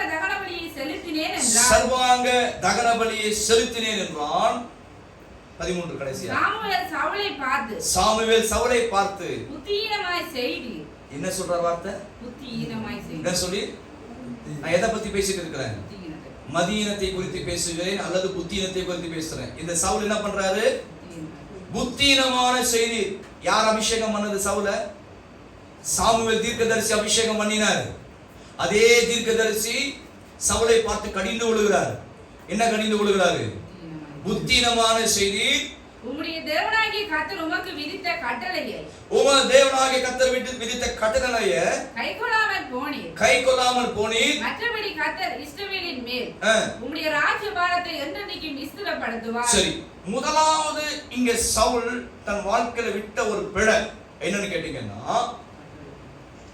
அவர் சாமுவேல் சொல்லியிருந்தா, நீ எனக்காய் காத்திரு, நான் வந்து என்ன பண்ணுவேன்? பலிகளை செலுத்துவேன். நான் வந்து என்ன பண்ணுவேன்? பலிகளை செலுத்துவேன். இவர் என்ன பண்ணாரு? ஜனங்கள் கொடுக்கிற டார்ச்சர் அல்லது ஜனங்கள் கொடுக்கிறதான நெருக்கத்தை பார்த்து இவர் என்ன பண்ணிட்டாரு கேட்டீங்கன்னா, இவர் சாமுவேல் சொன்ன சத்தத்திற்கு கீழ்ப்படியாம இவர் அவசரப்பட்டு அவர் என்ன பண்றாரு கேட்டீங்கன்னா, தேவன் அந்த பலிகளை செலுத்தும்படி சவுலுக்கு சொல்லல. பலிகளை செலுத்தும்படி யாருக்கு சொல்லியிருந்தாருங்க? சாமுவேலுக்கு தான் சொல்லியிருந்தாரு. ஆண்டவர் சாமுவேலை பார்த்து சொன்னார், சாமுவேலை பார்த்து சவுல் சொன்னார், நீ எனக்காய் காத்திரு, 7 நாள் காத்திரு. எத்தனை நாள் காத்திரு? 7 நாள் காத்திரு. ஆனா சாமுவேல் வராததை சவுல் தன்னுடைய வாழ்க்கையில அவசரப்பட்டு அல்லது கீழ்ப்படியாமை போனதனால, சில காரியத்தினால கவனிச்சு பார்த்தீங்கன்னா, அவன் தனக்கு சாமுவேல் குறித்த காலத்திற்கு 7 நாள் காத்திருந்தான். சாமுவேல் கில்காலுக்கு வராததனால ஜனங்கள் அவனை விட்டு சிதறி போனார்கள். 9ஆம் வசனம், அப்பொழுது சவுல் சர்வாங்க தகன பலியும் சமாதான பலிகளையும் என்னிடத்தில் கொண்டு வா என்று சொல்லி சர்வாங்க தகன பலிகளை செலுத்தினான். ஆண்டவர் சவுலுக்கு பலிகளை செலுத்தும்படிக்கு அபிஷேகம் பண்ணல. அவர் எதுக்கு அபிஷேகம் பண்ணி வச்சிருந்தார்? ஆண்டவர் சவுல இஸ்ரவேலுக்கு ராஜாவாக அபிஷேகம் பண்ணி வச்சிருந்தார். ஆனா சாமுவேல் வந்துதான் அந்த பலி செலுத்தும்படிக்கு ஆண்டவர் நியமிச்சு வச்சிருந்தார். ஆனா இவர் என்ன பண்ணாருன்னு கேட்டீங்கன்னா, காலத்திற்கு முன்பாக இவர் அவசரப்பட்டு இவர் பலி செலுத்தினால சாமுவேலுக்குள்ள சற்று மனதில் கொஞ்சம் கவலை ஏற்பட்டது. அவர் பார்த்து சொன்னார், ஜனங்கள் நீ வருவதற்கு தாமதமாகிறதுனால நானே பலி செலுத்திட்டேன், நானே அதை செய்து விட்டேன் என்று சொன்ன பொழுது சாமுவேல் சவுலை பார்த்து கடிந்து ஒரு காரியம் தெரியுமா? 13ஆம் வசனத்துல சாமுவேல் சவுலை பார்த்து, நீ புத்தியீனமாய் செய்தி. என்ன செய்தி? அப்ப காத்து இல்லாம அவசரப்பட்டதுனால. சில நேரத்தில் ஆண்டவர் நமக்கு சில திட்டங்களை தந்திருப்பார், சில தீர்மானங்களை தந்திருப்பார், சில அழைப்புகளை தந்திருப்பார். நம்ம ஆண்டவருக்காக வெயிட் பண்ணணும். யாருக்காக வெயிட் பண்ணணும்? ஆண்டவருக்காக காத்திருக்கணும். ஆண்டவருக்காக வெயிட் பண்ணி, ஆண்டவரே நீ என்ன எதற்காக அழைச்சீரோ அந்த காரியத்திற்காக நான் காத்திருக்கிறேன், எந்த காரியத்திற்காக வைத்திருக்கிறீரோ அந்த காரியத்துல நான் காத்திருக்கிறேன் என்று சொல்லி கர்த்தருக்கு முன்பாக பொறுமையோடு காத்திருக்கிற ஒரு அனுபவம் இருக்க வேண்டும். ஆனா சவுல் என்ன பண்ணார் தெரியுமா? என் மேல் அபிஷேகம் இருக்கிறது, நான் இஸ்ரவேலுக்கு ராஜா என்று சொல்லி அவர் அவசரப்பட்டு அவர் பலி செலுத்தினால அங்கே சொல்லுகிறார், தேவனுடைய கட்டளையை நீ கை கொள்ளாமல் போனி. அப்ப நான் எதை காட்டுறதுன்னு கேட்டீங்கன்னா, கீழ்ப்படியாம தன்மை. இது பார்த்தீங்கன்னா ஒரு மதியீனம்,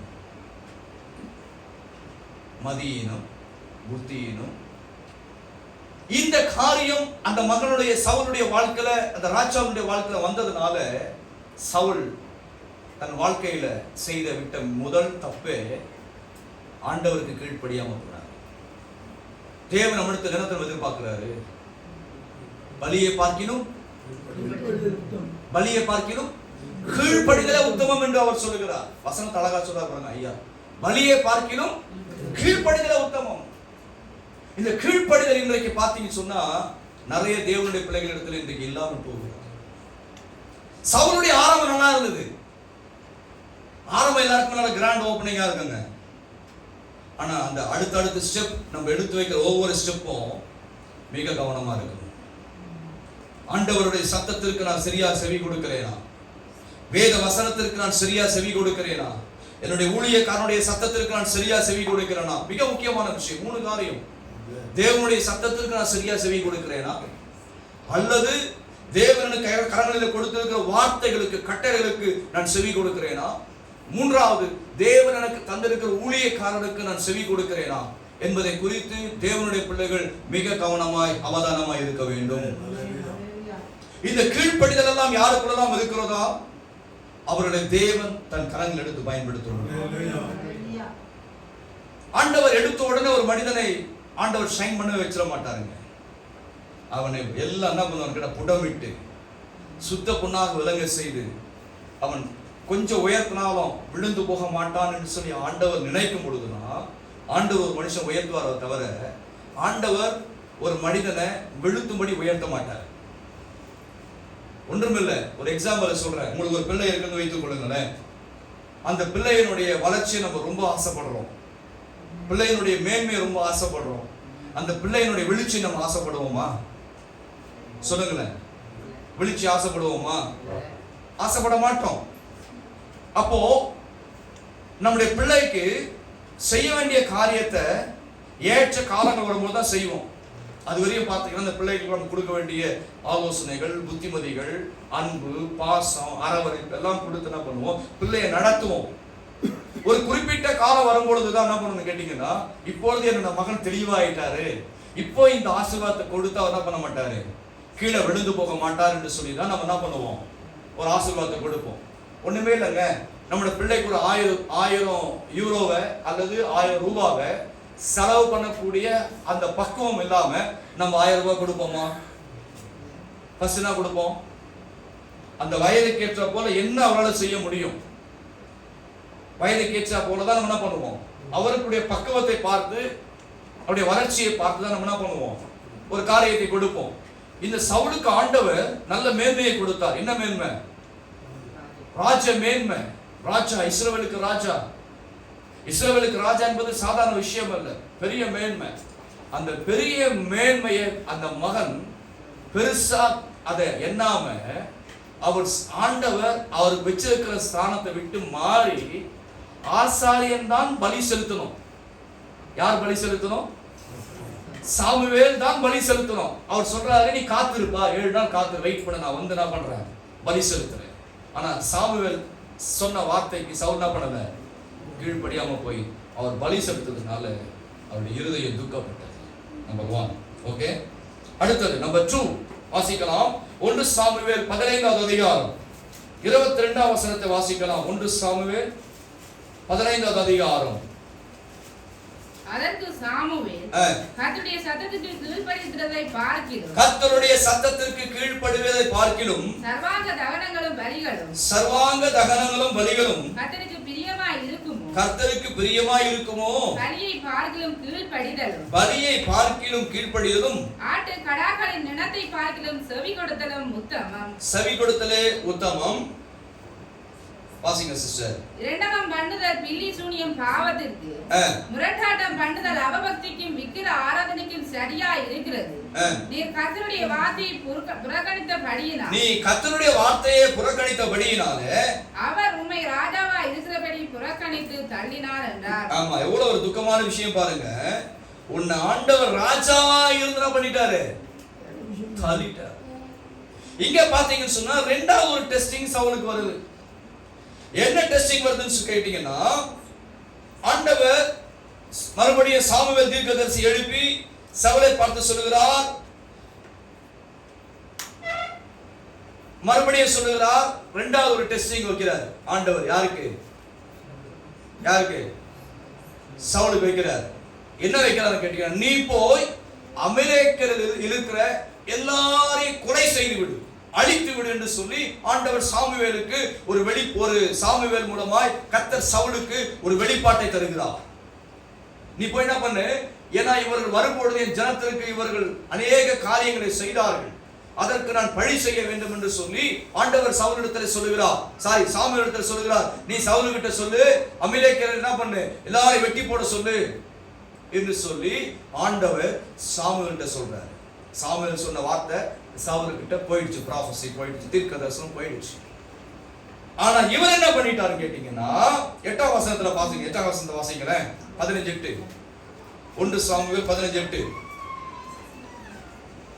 அமலேக்கியரின் ராஜாவாகிய ஆகாய் இஸ்ரவேலை பிடித்தான், ஜனங்கள் யாவரையும் பட்டிய கைக்கினாலே சங்காரம் பண்ணினான். இவ கவனிங்க, ஆண்டவர் சொன்னது என்ன, இவர்கிட்ட எல்லாரையும் வெட்டி முடின்னு சொல்றாரு. ஆனா இவர் என்ன பண்றாரு, யாரை வைக்கிறாரு? ஆகாக்கை ராஜாவாகிய உயிரோடு பிடித்தான், ஜனங்கள் யாவரையும் என்ன பண்ணாரு, கருக்கினால சங்காரம் பண்ணினாரு, செய்தாரு. ஆண்டவர் சொன்னதை செய்யல, அவர் இஷ்டத்துக்கு செய்தாரு. எப்படி செய்தாருதான். ஆனா ஆண்டவர் சொன்னதை யார் செய்யல? சவுல் செய்யல, அவர் இஷ்டப்படி செய்தார். ஆனா ஆண்டவர் எவ்வளவு கேட்டா, சில நேரத்தில் நம்ம இஷ்டப்படி செய்ய விரும்புவோம். இல்ல, ஆண்டவர் கேட்கிறோம், ஆண்டவரே உம்முடைய விருப்பத்தின்படி நான் செய்ய இருக்கிறேன். ஆனா சவுல் பாருங்க, செய்தாரு, கர்த்தருடைய சித்தத்தின்படி செய்யல, அவர் விருப்பத்தின்படி செய்தாரு. அங்கே 9ஆம் வசனத்தை வாசிக்கிறேன். சவுலும் ஜனங்களும் ஆகாயும் ஆடு மாடுகளில் முதல் தரமானவைகளும். ஃபர்ஸ்ட் பாருங்க, ஃபர்ஸ்ட் குவாலிட்டி முதல் தரமானவைகளையும், இரண்டாம் தரமானவைகளையும் பாருங்க அவனுடைய இருதயம் பாருங்க வலிமை போயிடுச்சு. இரண்டாம் தரமானவைகளையும், ஆட்டுக்குட்டிகளையும், நலமான எல்லாவற்றையும் அழித்து போட மன்னது இல்லாமல். இவருக்கு ரொம்ப இறக்கம் வந்துச்சு. யார் மேல? ஆடு மாடு மேல இறக்கம் வந்துச்சு. எல்லா ஜனங்களும் கொண்டுட்டாரு. ஆனா எது மேல இறக்கம் வந்துச்சு? முதல் தரமானவைகளையும் இரண்டாம் தரமானவைகளையும் குட்டிகள் மேலையும் இவருடைய இருதயம் ஆயிடுச்சு. இறக்கம் வந்து அதை அழித்து போட மனதில்லாமல் அதை என்ன பண்ணா? தன் கொள்ளையிலே கொண்டு வந்து என்ன பண்ணிட்டாரு? கட்டி விட்டாரு. 10ஆம் வசனம் வாசிச்சு பாத்தீங்கன்னா, அப்பொழுது கர்த்தருடைய வார்த்தை சாமுவேலுக்கு உண்டாகி, கவனிங்க பாயிண்ட், கர்த்தருடைய வார்த்தை சாமுவேலுக்கு உண்டாக்கி அவர் சொன்னது வாசிங்க. நான் சவுலை ராஜாவாக்கினது எனக்கு மனஸ்தாபமாய் இருக்கிறது. ஆண்டவர் என்ன பண்ணாரு? 10ஆம் அதிகாரத்தை அழகா அபிஷேகம் பண்றாரு. ஐயா எதை வச்சு? தைல அபிஷேகத்தை வச்சு ராஜா அபிஷேகம் பண்றாரு.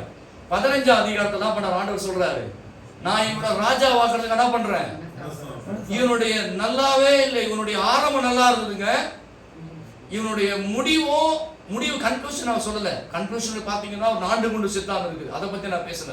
அதை பத்தி பேசணும் சொன்னா டைம் போகாது. இங்க பாத்தீங்கன்னா அவருடைய நடக்கையை பார்த்தேன், அவருடைய நடுநிலைமையை பார்த்தேன். பார்க்கும்போது பாத்தீங்கன்னா நல்லாவே இல்லை. ஆண்டவர் கடைசியா சொல்லிட்டாரு, நான் ராஜா வாக்குறதுக்காக என்ன பண்றேன்? மனஸ்தாபம் போச்சா? அபிஷேகம் போச்சா? ஆண்டவர் இருதயத்தில் தான் வந்துச்சு, துக்கம் வந்துச்சு, மனஸ்தாபமா இருக்கிறது. அவன் என்னை விட்டு திரும்பி என் வார்த்தைகளை நிறைவேற்றாமல் போனான் என்றார். ஆண்டவர் கவலைப்பட்டு துக்கப்பட்டு சொல்றார், சாமுவேலே, நான் இவனை ராஜாவாக்குறதுக்காக மனஸ்தாபப்படுகிறேன். அவனின் வார்த்தைக்கு நிறைவேறாமல் போனான் என்று. அப்போது சாமுவேல் மனம் நொந்து ராம் முழுவதும் கர்த்தரை நோக்கி கூப்பிட்டார். கர்த்தர் பாத்தீங்கன்னு சொன்னா அடுத்த ஸ்தானத்துல ராஜாவாக்குவதற்காக தாவீதை கண்டுபிடிக்கிறார். சரி, நான் அதை குறிச்செல்லாம் பேசுறேன். இன்னைக்கு ஏன் இவனுடைய அபிஷேகத்தை இழந்தான்? ரெண்டு காரியம். ஒண்ணு, நீ வெயிட் பண்ணுன்னு சொன்னா வெயிட் பண்ணல. ரெண்டாவது பாத்தீங்கன்னு சொன்னா எல்லாரையும் அழிச்சுடுன்னு சொன்னா அழிக்கல. அமீலேக்க ராஜாவையும் முதல் தரமான ஆடு மாடுகளையும் இரண்டாம் தரமான ஆடு மாடுகளையும் குட்டியிலையும் கொண்டு வந்து தன்னுடைய தொழுவத்துல கட்டினதுனால கர்த்தர் என்ன பண்ணாரு? தன் ராஜாவாக்கினதற்காக மனஸ்தாபப்பட்டேன் என்று கர்த்தர் சொல்லுகிறார். அவனுக்குள்ள இருக்கிற புத்தியினம் பாருங்க. ஆண்டவர் ராஜாவுக்கு ராஜ மேன்மையை கொடுத்தாரு. அந்த ஆடு மாடு மேலையா மேன்மை வந்துற போது புத்தியினமான செயல் பாருங்க. ஆண்டு இவ்வளவு மேன்மை கொடுத்த மனுஷன் இது மேல சாஞ்சிட்டாரு, உலகத்து மேல சாஞ்சிட்டு எதை விட்டாரு? ஆண்டவருடைய அபிஷேகத்தை விட்டுட்டாரு.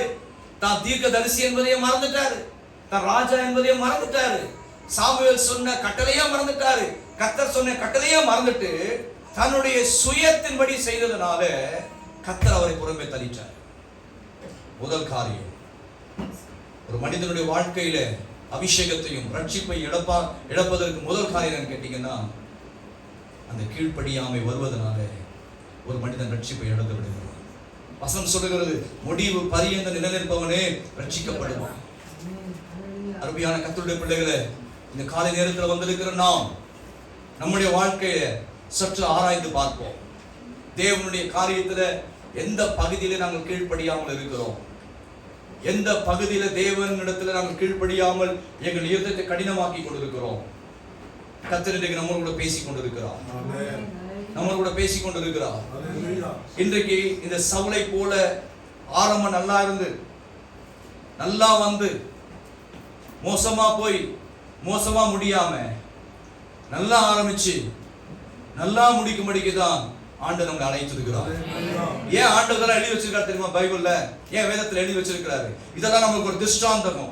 பார், இப்படி அபிஷேகம் பண்ணேன், இப்படி மேன்மைப்படுத்தினேன், இப்படி காரியங்களை கொடுத்தேன். அவன் கீழ்ப்படியாததுனால ஃபர்ஸ்ட் தேவனுடைய சத்தத்துக்கு கீழ்ப்படியல. சாமுவேல் சொன்ன அந்த தீர்க்கதரிசியின் சத்தத்துக்கு கீழ்ப்படியாம அவசரப்பட்டு பலி செலுத்தினால ரெண்டாவது பார்த்தீங்கன்னு கேட்டீங்கன்னா ரெண்டாவது சான்ஸ்லயும் ரெண்டாவது டெஸ்டிங் வைக்கிறாரு. ரெண்டாவது டெஸ்டிங்லயும் கீழ்ப்படியான ஒரு தன்மை, அவருடைய புத்தியினம், கடைசியா அவருடைய ராஜ்ய மேன்மை அவன் விட்டு போய் அதை தேவன் கண்டுபிடித்து தாவீதை கொண்டு வந்து அபிஷேகம் பண்ணி அவனை கர்த்தர் அபிஷேகம் பண்ணி அவன் ஸ்தானத்துல மறுபடியுமாக தாவீதை கொண்டு வருவதற்கு தேவன் பிளான் பண்றாரு. அன்புக்குரிய தேவ பிள்ளைகளை, தேவன் வைத்திருக்கிற அந்த பெரிய கிரேட் காலிங், கிரேட் பிளானிங் இதை சவுல் மறந்து தன்னுடைய புத்தியினத்தினால அவர் என்ன பண்ணிட்டாரு கேட்டீங்கன்னா அவருடைய மேன்மை இழந்துட்டாரு. இந்த காலவெளியில் நம்ம அப்படி இருக்கக்கூடாது. என்னை ஆண்டவர் எதற்காக அழைச்சாரோ, இந்த நோக்கத்திற்காக ஏசப்பா அழைச்சாரோ அந்த நோக்கத்திற்காக நான் வாழணும். ஏசப்பாவுக்காக இந்த பூமியில நான் வாழணும். அவருடைய வசனத்திற்கு நான் கீழ்ப்படியணும். கர்த்தருடைய சத்தத்திற்கு நான் கீழ்ப்படியணும். ஊழியக்காரருக்கு கீழ்ப்படியணும். இந்த கீழ்ப்படிதல் யாருக்குள்ளெல்லாம் இருக்கிறதோ அவர்களை தான் மேல் படியில கொண்டு போவார். அல்லேலூயா. நான் மேல் படியில போக வேண்டும் என்று சொன்னால் ஃபர்ஸ்ட் எந்த படி? நீங்க மேல போறேன்னு சொன்னா ஃபர்ஸ்ட் எங்க போணுங்க? ஒரு படிக்கட்டுல ஏறணும்னு சொன்னா சாதாரண தேரியா தான். ஒரு படிக்கட்டு மேல போகணும்னு சொன்னா கீழ்படி ஏறினாதான் மேல் படி போக முடியும். கீழ்படியாம மேல் படி போக முடியாது. உலகத்திலேயே அழகா படியை ஸ்டெப் படிச்சு அதுவே நமக்கு கற்றுக் கொடுக்கிறது. கீழ்ப்படிதல் இல்லாம மேல் படிதல் கிடையாது. அல்லேலூயா. மேலான நிலைமை கிடையாது. அல்லேலூயா.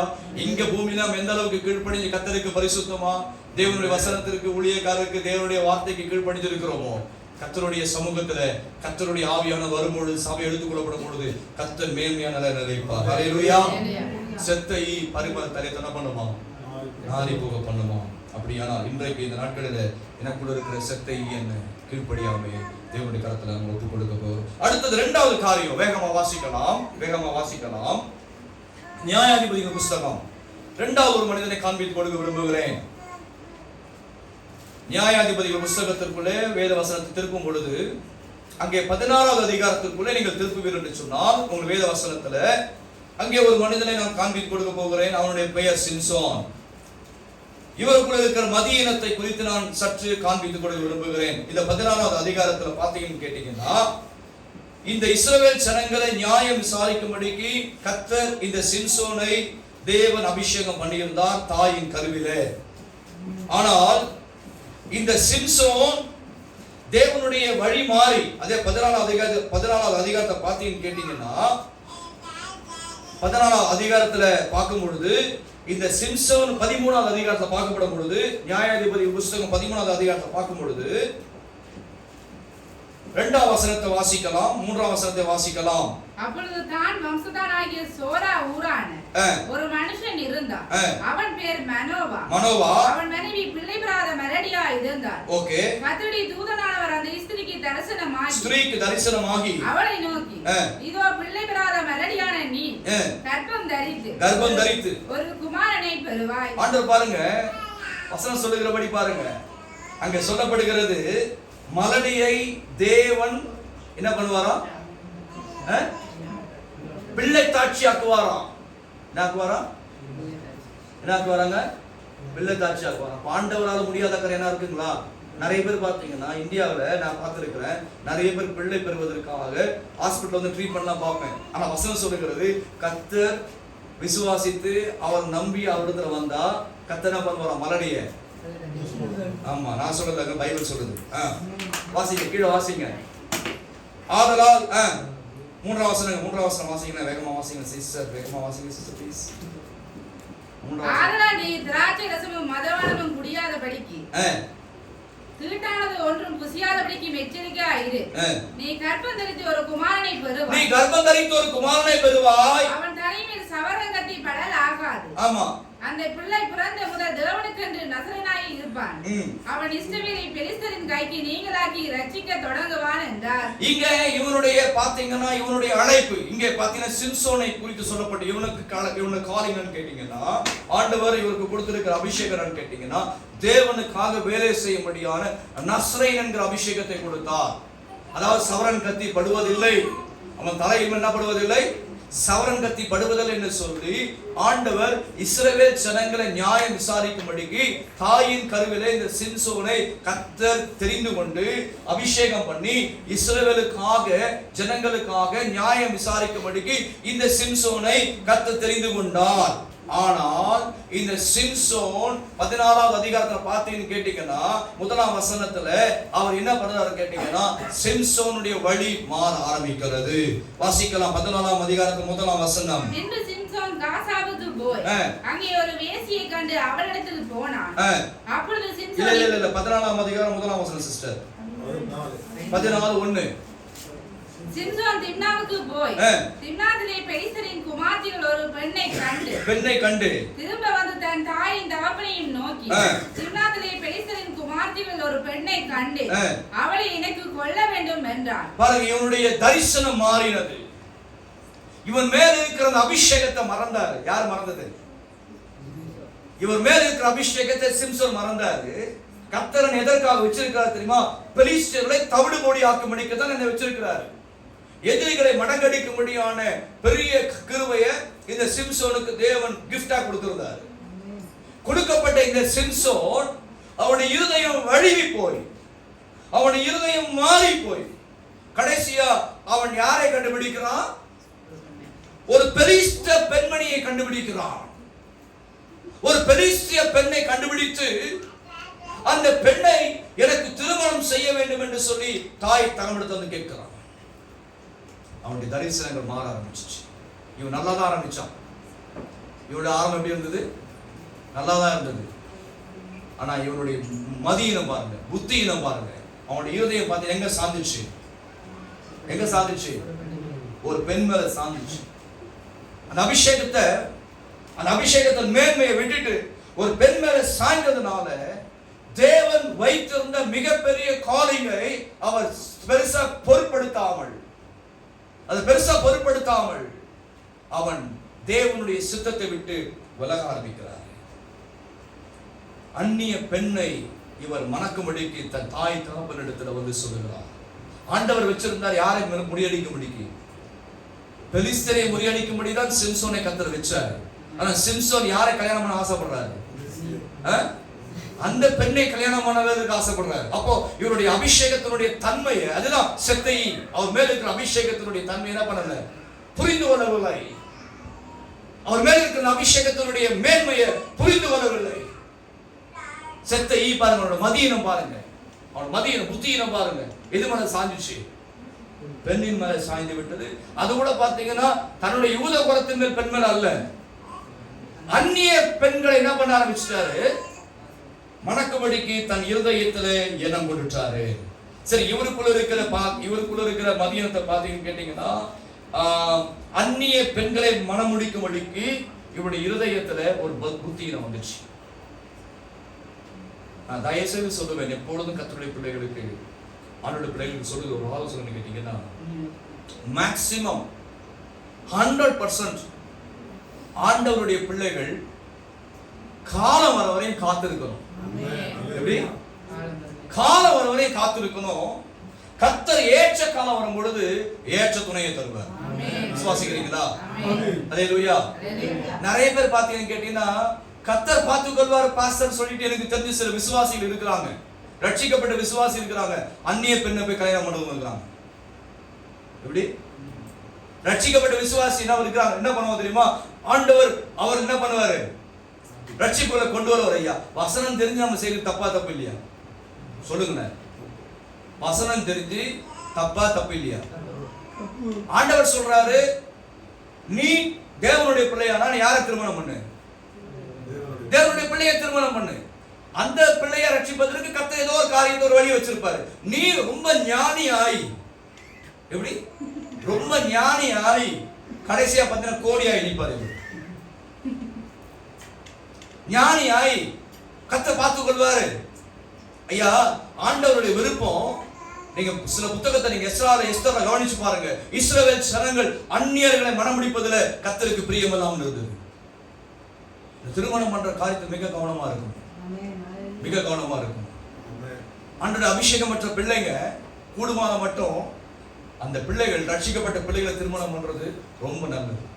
ஒருவர் ரட்சிக்கப்பட்டு இருந்தால், அந்த பிள்ளை ஒருவர் ரட்சிக்கப்பட்டு இருந்தால், அந்த குடும்பத்தில் ஒரு பிள்ளை தான் ரட்சிக்கப்படும், அந்த பிள்ளை திருமணம் பண்ணலாம்.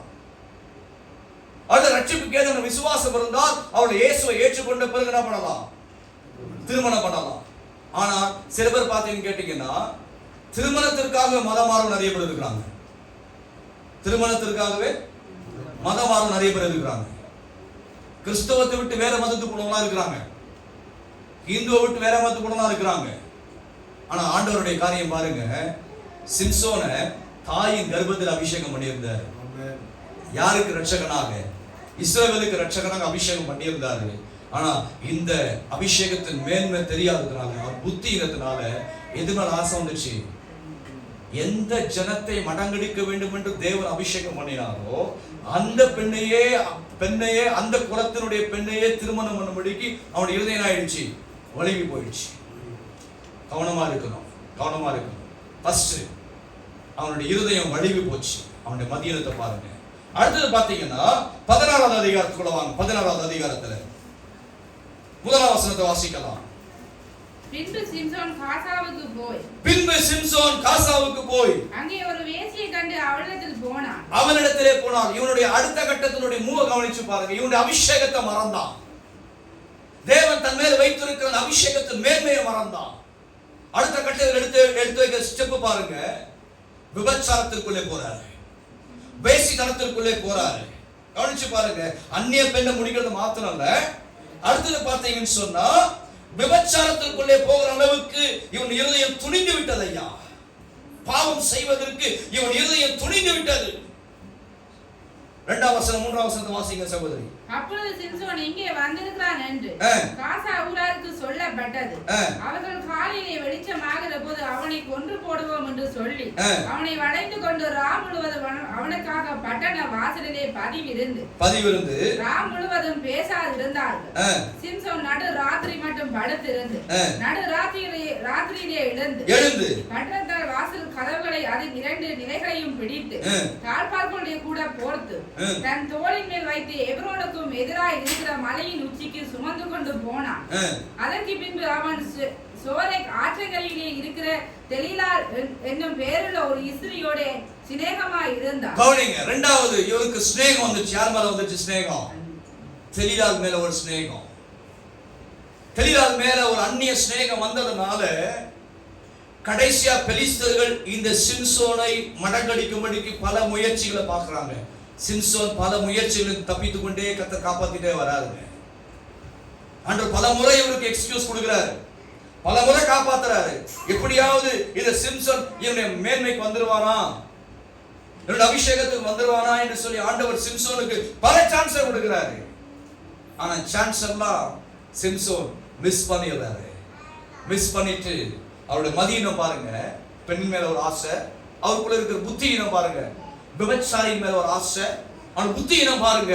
தெலீலாவினுடைய மடியிலே படுத்துக்கொண்டு 3 முறை தெலீலாள் அபிஷேகத்தின் ரகசியத்தை கேட்கிறார், அவனுடைய வல்லமையின் ரகசியத்தை கேட்கிறார், பலத்தின் ரகசியத்தை கேட்கிறார். 2 முறை சிம்சோன் என்ன பண்றார் தெரியுமா? ஏமாத்துறாரு. கடைசியா தெலீலாள் மயக்கி மயக்கி மயக்கி மயக்கி அவன் அபிஷேகத்தின் ரகசியத்தை எடுக்கிறார். அப்ப அவர் சொல்றாரு, என்னுடைய தாயின் கருவிலே இருந்து என்னுடைய தலையில என்ன படுவதில்லை, சவரன் கத்தி படுவதில்லை. இதுதான் என்னுடைய அபிஷேகத்தின் மேன்மை, அபிஷேகத்தின் ரகசியம். ஐயா, இவனுடைய மதியத்தை பாருங்க. தெலீலாள் மடியிலே படுத்துக்கொண்டு 19ஆம் வசனத்தை வாசிங்கம்மா. 19ஆம் வசனம். அவள் அவனை தன் மடியிலே நித்திரை செய்ய பண்ணி பாருங்க. தெலீலாள் அழகா தாலாட்டி 18ஆம் வசனத்தை வாசிங்க. 18ஆம் வசனத்தை வாசிங்க. அவன் தன் இருதயத்தை எல்லாம் தனக்கு வெளிப்படுத்தினதை தெலீலாள் கண்ட பொழுது அவள் பெலிஸ்தரின் அதிபதிகளுக்கு 17ஆம் வசனத்தை கூட வாசிச்சிருக்கிறேன். தன் இருதயத்தை எல்லாம் அவளுக்கு வெளிப்படுத்தி சவரங்கத்தை தன் தலையின் மேல் படவில்லை. நான் என் தாயின் கர்ப்பத்தில் பிறந்த முதல் தேவனுக்கென்று நசரேயனான ஆமனவன். என் தலை சிரைக்கப்பட்டால் என் பலம் என்னை விட்டு போயிடும். அதனால் நான் பல லட்சமாகி மற்ற எல்லா மனுஷரை போல சர்வம் ஆவேன் என்று அவரிடத்தில் சொன்னார். ஆமா, 18ஆம் வசனத்தை எல்லாம் தெலீலாவுக்கு வெளிப்படுத்தின பொழுது இங்க தெலீலால் ரகசியமாய் உளவாளி அந்த ரகசியத்தை பெலிஸ்தருக்கு அறிவிச்ச உடனே இந்த தெலீலால் என்ன பண்றா, 19ஆம் வசனத்துல அவள் அவனை தன் மடியிலே நித்திரை செய்ய பண்ணி ஒருவனை அழைத்து அவன் தலைமயிரை 7 ஜடைகளையும் சிறைப்பிடித்து அவன் சிறுமைப்படுத்த தொடங்கினான். அவன் பலம் அவனை விட்டு நீங்கிற்று. 20ஆம் வசனம், அப்பொழுது சிம்சோன் பெலிஸ்தர் உண்மையில் வந்து விட்டார்கள். அவன் நித்திரை விட்டு எழுந்து கர்த்தர் தன்னை விட்டு விலகினதை அறியாமல் இருந்தான். கர்த்தர் தன்னை விட்டு விலகினதை அறியாமல் எப்பொழுதும் தன் பலம் இருக்கிறது என்று சொல்லி எழும்புறாரு.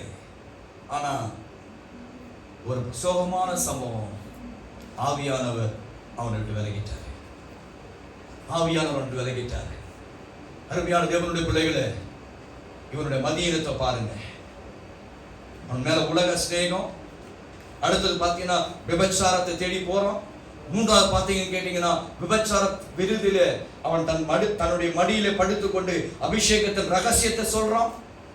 அவனுடைய முடி சிறைக்கப்பட்ட பொழுது அவன் மதியினம் பாருங்க, அந்த அபிஷேகத்தை இழக்கிறான். அபிஷேகத்தை இழக்கிறான். உடனே சிம்சோன் பெலிஸ்தர்கள் கண்ணை பண்ணாங்க, பிடிச்சு அவன் 2 கண்ணை பிடுங்கி கை காலில் சங்கிலியை போட்டு அவனை கட்டினார்கள். சிம்சோனுக்குள்ள மறுபடியுமான ஒரு உணர்வு வந்தது. நான் என்னுடைய அபிஷேகத்தின் மேன்மையை தெரியாம, அபிஷேகத்தினுடைய மகிமையை தெரியாம, நான் தேவனுக்கு விரோதமான தப்பு செய்ததுனால தன் இருதயத்துல உணர ஆரம்பிச்சிட்டார்.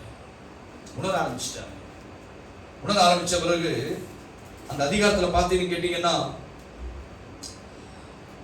அந்த அதிகாரத்துல நீங்க பார்த்தீங்கன்னு கேட்டீங்கன்னா 29ஆம் வசனத்துல கடைசியா ஒரு சம்பவம், அவனுடைய முடிவு கன்க்ளூஷன் வருது. நான் சொல்லி முடிச்சிடுறேன். பெலிஸ்தருக்கு ஒரு பெரிய பண்டிகை வருது. அந்த பண்டிகையில பாத்தீங்கன்னு கேட்டீங்கன்னா சிம்சோனை வேடிக்கை பொருளாக்கும்படிக்கு அவனை கொண்டு வருகிறார்கள்.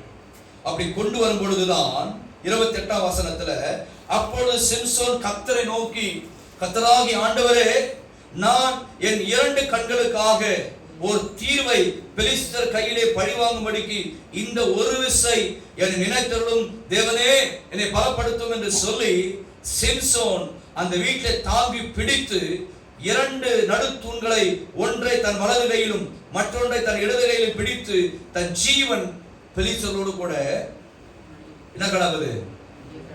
அவர் சொல்ற அறிக்கையை பார்த்தீங்கன்னா, ஜீவன் எப்படி மடியை கவுறது, பெலிஸ்தரோடு கூட மடியை கடவுது என்று சொல்லி தூணை பிடிச்சு எடுக்கும் பொழுது, அவன் இருக்கும் பொழுதும் இறக்கும் பொழுதும் நிறைய மக்களை கொன்றான் என்ற விதம் சொல்லுகிறார். இவருடைய ஆரம்பம் தேவன் நல்ல அபிஷேகம் பண்ணியிருந்தாருங்க. இவருடைய ஓட்டத்துல பாருங்க, உலக ஸ்நேகம் வந்துடுச்சு, உலகத்தின் மேல ஆசை வந்துடுச்சு, பரஸ்திரியின் மேல அவனுடைய இருதயம் மயங்கி போச்சு, விபச்சாரத்தில் இருதயம் மயங்கி போய் கடைசியா தன்னுடைய அபிஷேகத்தை இழந்து, முடி இழந்து, கடைசியா கண்கள் பிடுங்கப்பட்ட நிலைமையில அவனுக்கு இருதயத்துல புத்தி உணர்வு ஏற்பட்டு, ஆண்டவரே நான் செய்தது இப்பேற்பட்ட காரியத்தை நான் செய்து விட்டேன் என்று சொல்லி அவன் உணர்ந்தான். ஆனா அவனுடைய ஜெபத்தை பாருங்க, என் ஜீவன் எங்க மடிய கடவுது, பெலிஸ்தரோடு கூட மடிய கடவுது. ஆனா இந்த இடத்தை நான் ஜட்மெண்ட் பண்ண சொல்ல விரும்பல. ஆனா கர்த்தருக்கு தான் தெரியும் அவருடைய ஆத்மா எங்க இருக்குன்னு சொல்லிட்டு. கர்த்தருக்கு ஸ்தோத்திரம். கடைசியா அவன் மடியும் பொழுது அவன் மரணத்துல பார்த்தீங்கன்னா முடிவு பார்த்தீங்கன்னு சொல்ல எப்படி இல்லை, நல்லா இருந்ததா? ஒரு நல்ல வெற்றிகரமா மரிச்சான்னு சொன்னா, கர்த்தருக்குள்ள மரிச்சான்னு சொன்னா முடிவுன்னு சொல்லலாம், நல்ல முடிவுன்னு சொல்லலாம். இவனுடைய முடிவு எப்படி இருந்தது? மோசமான முடிவு. காரணம் என்ன? இவனுடைய புத்தியினம், உலகத்தினுடைய சிநேகம், அந்நிய பெண்ணை மணக்குதல். அடுத்தது பார்த்தீங்கன்னு கேட்டீங்கன்னா உலகத்தினுடைய விபச்சாரத்துல தன்னுடைய இருதயத்தை வீழ்த்தினதுனால தேவன் வைத்திருந்த அந்த அபிஷேகத்தின் மேன்மையை தெரியாம அவனுடைய வாழ்க்கையில் இருந்த செத்த ஈ, அவன் வாழ்க்கையில் இருந்த மதியினம், வாழ்க்கையில் இருந்த புத்தியினம் அவன் தேவனுடைய அபிஷேகத்தை இழக்க செய்தது. கடைசியா ஒரே ஒரு காரியத்தை சொல்லி இன்னும் ஒரு சில நிமிடங்களை இந்த கூட்டத்தை நான் முடிப்பேன். எத்தனை பேருக்கு பிரயோஜனமா இருக்கிறது? நிறைய பேர் துக்கப்படுவீங்க. ஆனால் எனக்கு நீங்கள் துக்கப்பட்டாலும் கவலை இல்லை. மனம் திருப்புதலுக்குள்ள வருவதுதான். அல்லேலூயா. மூன்றாவது ஒரு புத்திரத்தை குறித்து வாசிக்க போகிறேன், சொல்ல போறேன். மூணாவது ஒரு மனிதனை காண்பித்து கொடுக்க போகிறேன். லூக்கா எழுதின சுவிசேஷம். நான் 3 பேரையும் பார்த்துக்கிட்டு நல்லா ஆரம்பிச்சு மோசமா முடிச்சத பத்தி தான் பேசுறேன். ஆனா நம்ம நல்லா ஆரம்பிச்சு சொல்லுங்க, நம்ம நல்லா ஆரம்பிச்சு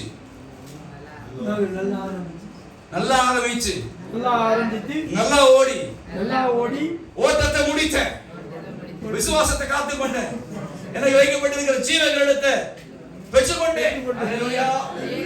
சில நேரத்தில் சில பேர் நல்லா சில பேர் மோசமா ஆரம்பிப்பாங்க. சில பேர் எப்படி ஆரம்பிப்பாங்க? மோசமா ஆரம்பிப்பாங்க, நல்லா ஓடுவாங்க, மோசமா முடிப்பாங்க. சில பேர் மோசமா ஆரம்பிப்பாங்க, மோசமா நடப்பாங்க, நல்லா முடிச்சிருவாங்க. நான் சொல்றேன், இந்த கூட்டம்லாம் நமக்கு வேணாம். நல்லா ஆரம்பிச்சு நல்லா நடந்து நல்லா முடிக்கணும். அல்லேலூயா. அல்லேலூயா. சொல்லுங்க, நல்லா ஆரம்பிச்சு நல்லா ஓடி நல்லா முடிக்கணும். அல்லேலூயா. ஆண்டவர் சொல்லும், கை தட்டி சொல்லணும், சொல்லுங்க, உண்மை உத்தமமான ஊழியக்காரனே வா. அல்லேலூயா. மதியீனம், சவுலுடைய மதியீனம், சிம்சோனுடைய மதியீனம். மூன்றாவது மதியீனத்தை நான் காண்பித்து கொடுக்க விரும்புகிறேன். லூக்கா 22வது அதிகாரத்துல இயேசுவோடு கூட இருந்தவன் யூதாஸ் காரியத், அவனுடைய மதியீனத்தை நான் காண்பித்து கொடுக்க விரும்புகிறேன். இவன் இதற்காகவே நியமிக்கப்பட்டான். இவனுடைய மதியீனத்தை பார்த்தீங்கன்னு கேட்டீங்கன்னா, பண ஆசை. பண ஆசை. இயேசு எதற்காக காட்டி கொடுக்கிறான்? ஆனா ஆண்டவர் தன் ஊழியத்தில் இவன் என்ன மென்மையில வச்சிருந்தாரு? சொல்ல மாட்டேன் யாரும். யூதாஸ் காரியத்தை என்ன மென்மையில வச்சிருந்தார் ஆண்டவர்? எதுக்கு பொறுப்பா வச்சிருந்தாரு? ட்ரெஷரர். அவர் தான் காசாளர், பொறுப்பாளர். ஆனா பிசாசு எங்க அவரை வஞ்சிச்சு பாருங்க. ஆனா இயேசுவோடு இருந்த அந்த அபிஷேகத்தை யூதாஸ் மறந்துட்டார். இவனோட மதியத்தை பாருங்க.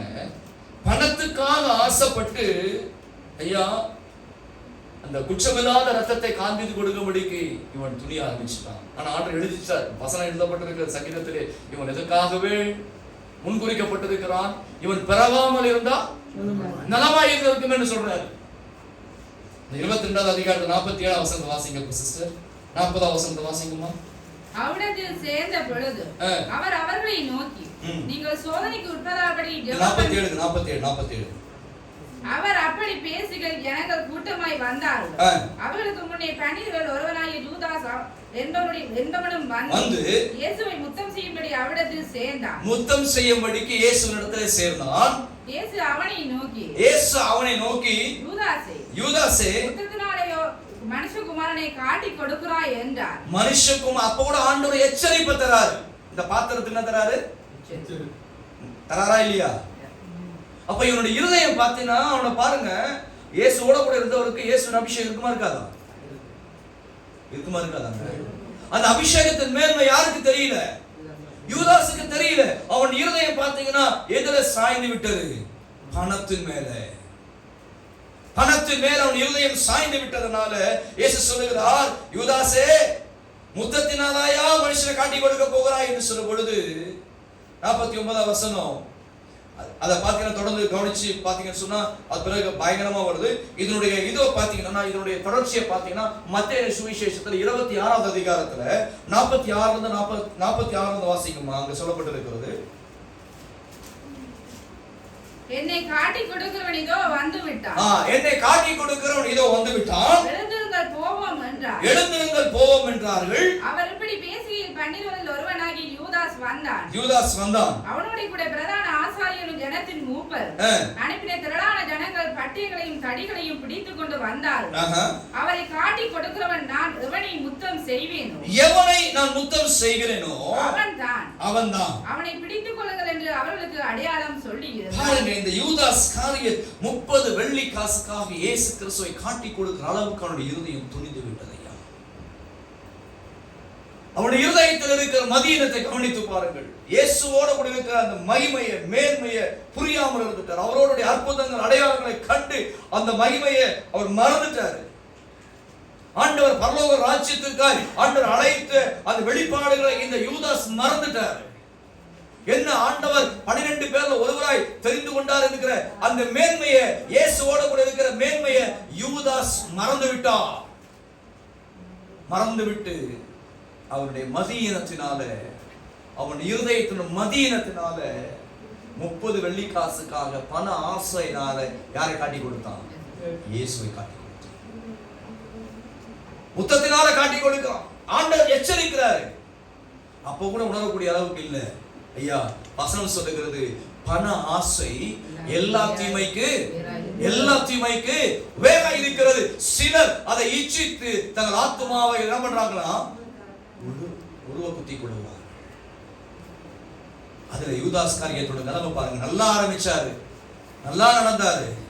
அவருடைய முடிவுனா இல்ல, முடிவு எப்படி இல்ல, நல்லா இல்ல. நல்லா ஆரம்பிச்சாருங்க, எப்படி நல்லா ஓடினாருங்க, இயேசுவோட ஊழியத்தில் இருந்தாருங்க.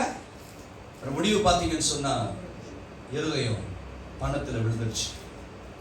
பணத்துல விழுந்ததுனால அவனுடைய மதியினத்தினால அபிஷேகத்தை இழக்கிறாரு. கடைசியா என்ன பண்ண தெரியுமா? ஓடி போய் சொல்றாரு, ஐயா, குற்றமில்லாத ரத்தத்தை நான் பண்ணிட்டேன், காட்டி கொடுத்த மனம் திரும்புறாரு. போயிட்டு மனம் திரும்புறாரு, ட்ரை பண்றாரு. ஐயா, இந்த காசை வாங்கிட்டு இயேசு விடுதலை ஆக்குங்க. அவங்க சொல்றாங்க, உன்னுடைய பழி உன்னோட இருக்கட்டும், எங்களுக்கு தெரியாது சொல்லும் பொழுது கடைசியா பாத்தீங்கன்னா யூதாஸ் தன் இருதயத்துல குத்தப்பட்டு அந்த 30 வெள்ளி காசு என்ன பண்றான்? தூக்கி தூர போட்டுட்டு நாண்டு கொண்டு சாகலாம். ஐயா, மனம் திரும்பி ஒருவேளை ஆண்டவரிடத்துல வந்து கதறி இருந்தா ஒருவேளை இந்த யூதாஸுக்கு தான் கிடைச்சிருக்கோம், மன்னிப்பு கிடைச்சிருக்கோம். பேதுரு தவறு செய்யறாரா இல்லையா? மறுதளிக்கிறார்.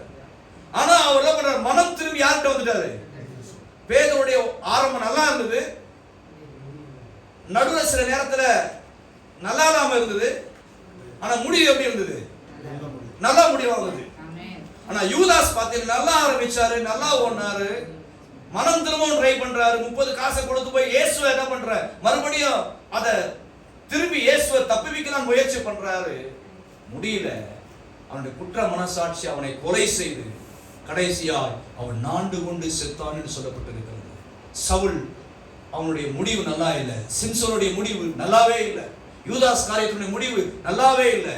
கடைசியா இந்த 30 வெள்ளி காசை ஒரு நிலத்தை குயவன் நிலம் என்று சொல்லி வாங்கி அந்த நிலத்தில் அவன் அடக்கம் பண்ணினார் என்று சொல்லப்பட்டிருக்கிறது. அந்த புத்தியினும் சில நேரத்தில் நம்ம கூட தான் பண்ண தெரியுமா?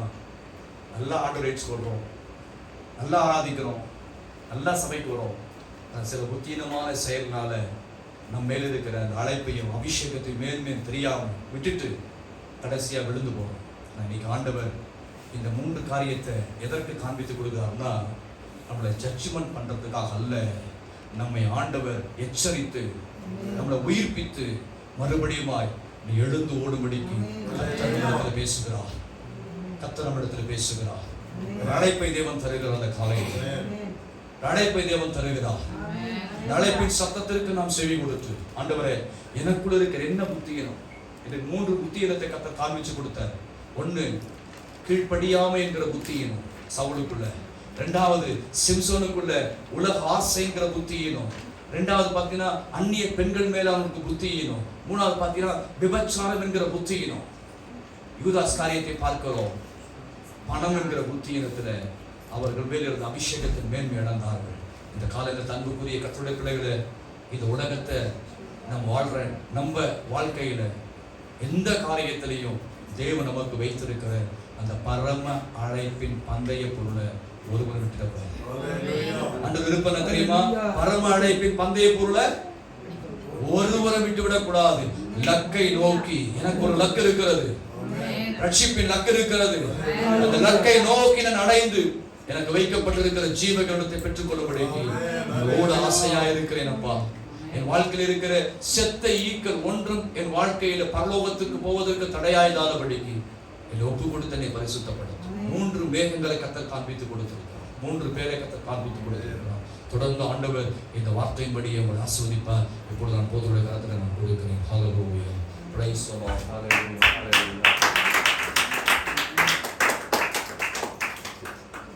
டைம் கரெக்டாக முடிச்சிட்டேன். தேங்க்யூ.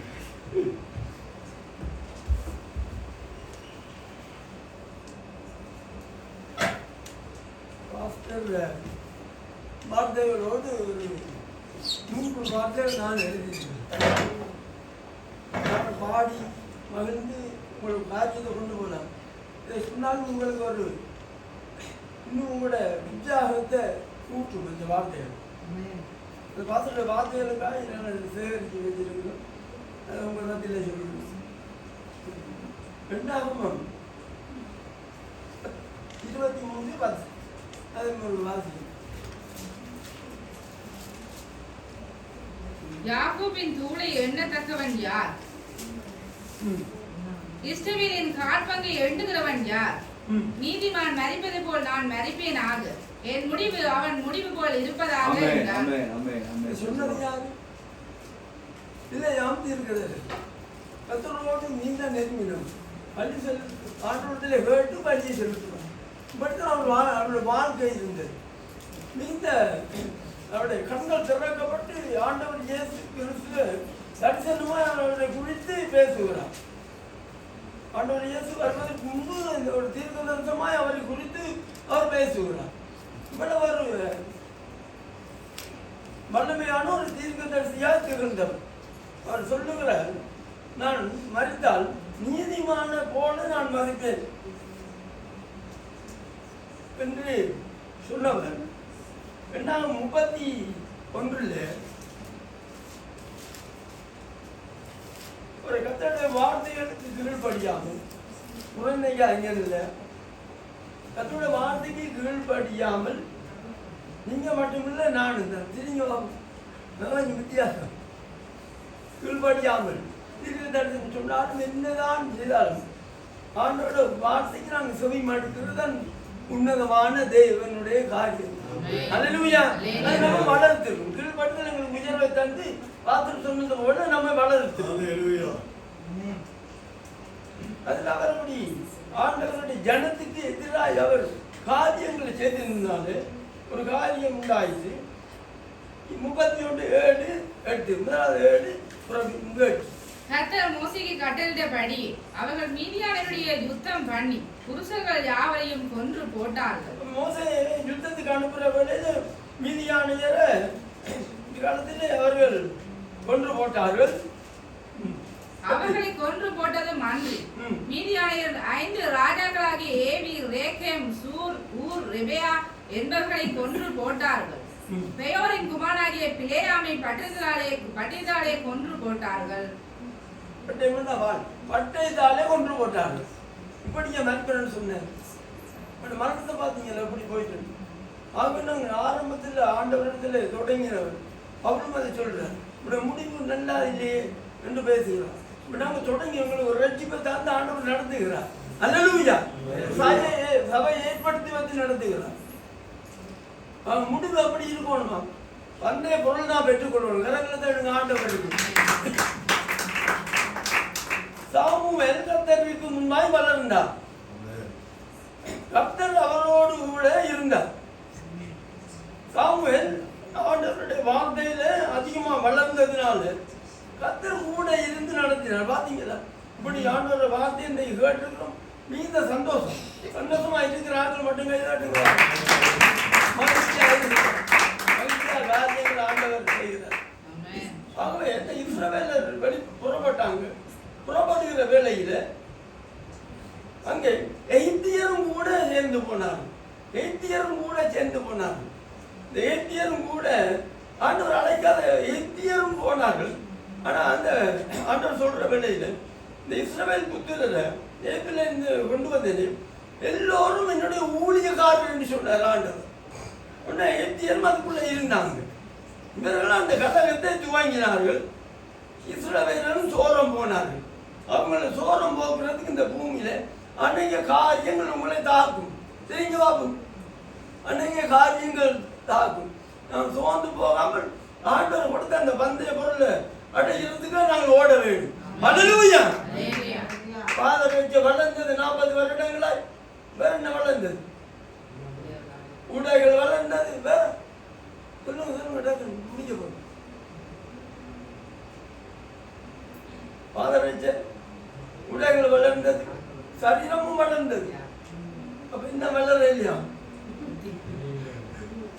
கத்தரை அறிவு வளர இல்லை. அதெல்லாம் பாலவனத்தில் பிரச்சனை உண்டாய். ஆகவே கத்தருக்குள் நாங்கள் வளருவோம். கத்தர் நல்லவர், வல்லவர். இந்த வார்த்தைக்காக நாங்கள் நன்றி செலுத்துவோம். கரங்களை வைத்து ஆண்டவரே, இந்த நாளிலும் பாசனை அனுப்பி கொடுத்த இந்த வார்த்தைகளுக்காக, நல்ல வார்த்தைகளுக்காக சாமியில் வளர்ந்தான். இஸ்ரவேலருக்கு எல்லாம் அவனுடைய வார்த்தை வந்தது.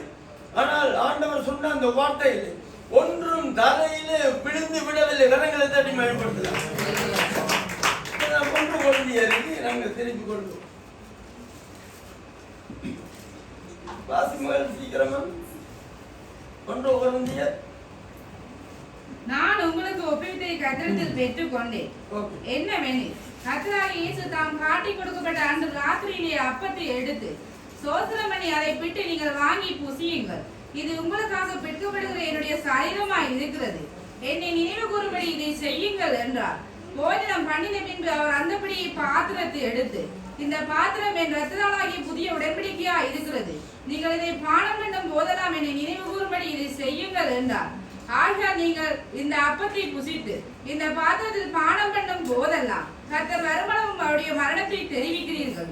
இப்படி இருக்க எவன் அபாத்திரமாய் கர்த்தருடைய அப்பத்தை புசித்து அவருடைய பாத்திரத்தில் பானம் பண்ணுகிறானோ அவன் கர்த்தருடைய சரீரத்தையும் இரத்தத்தையும் குறித்து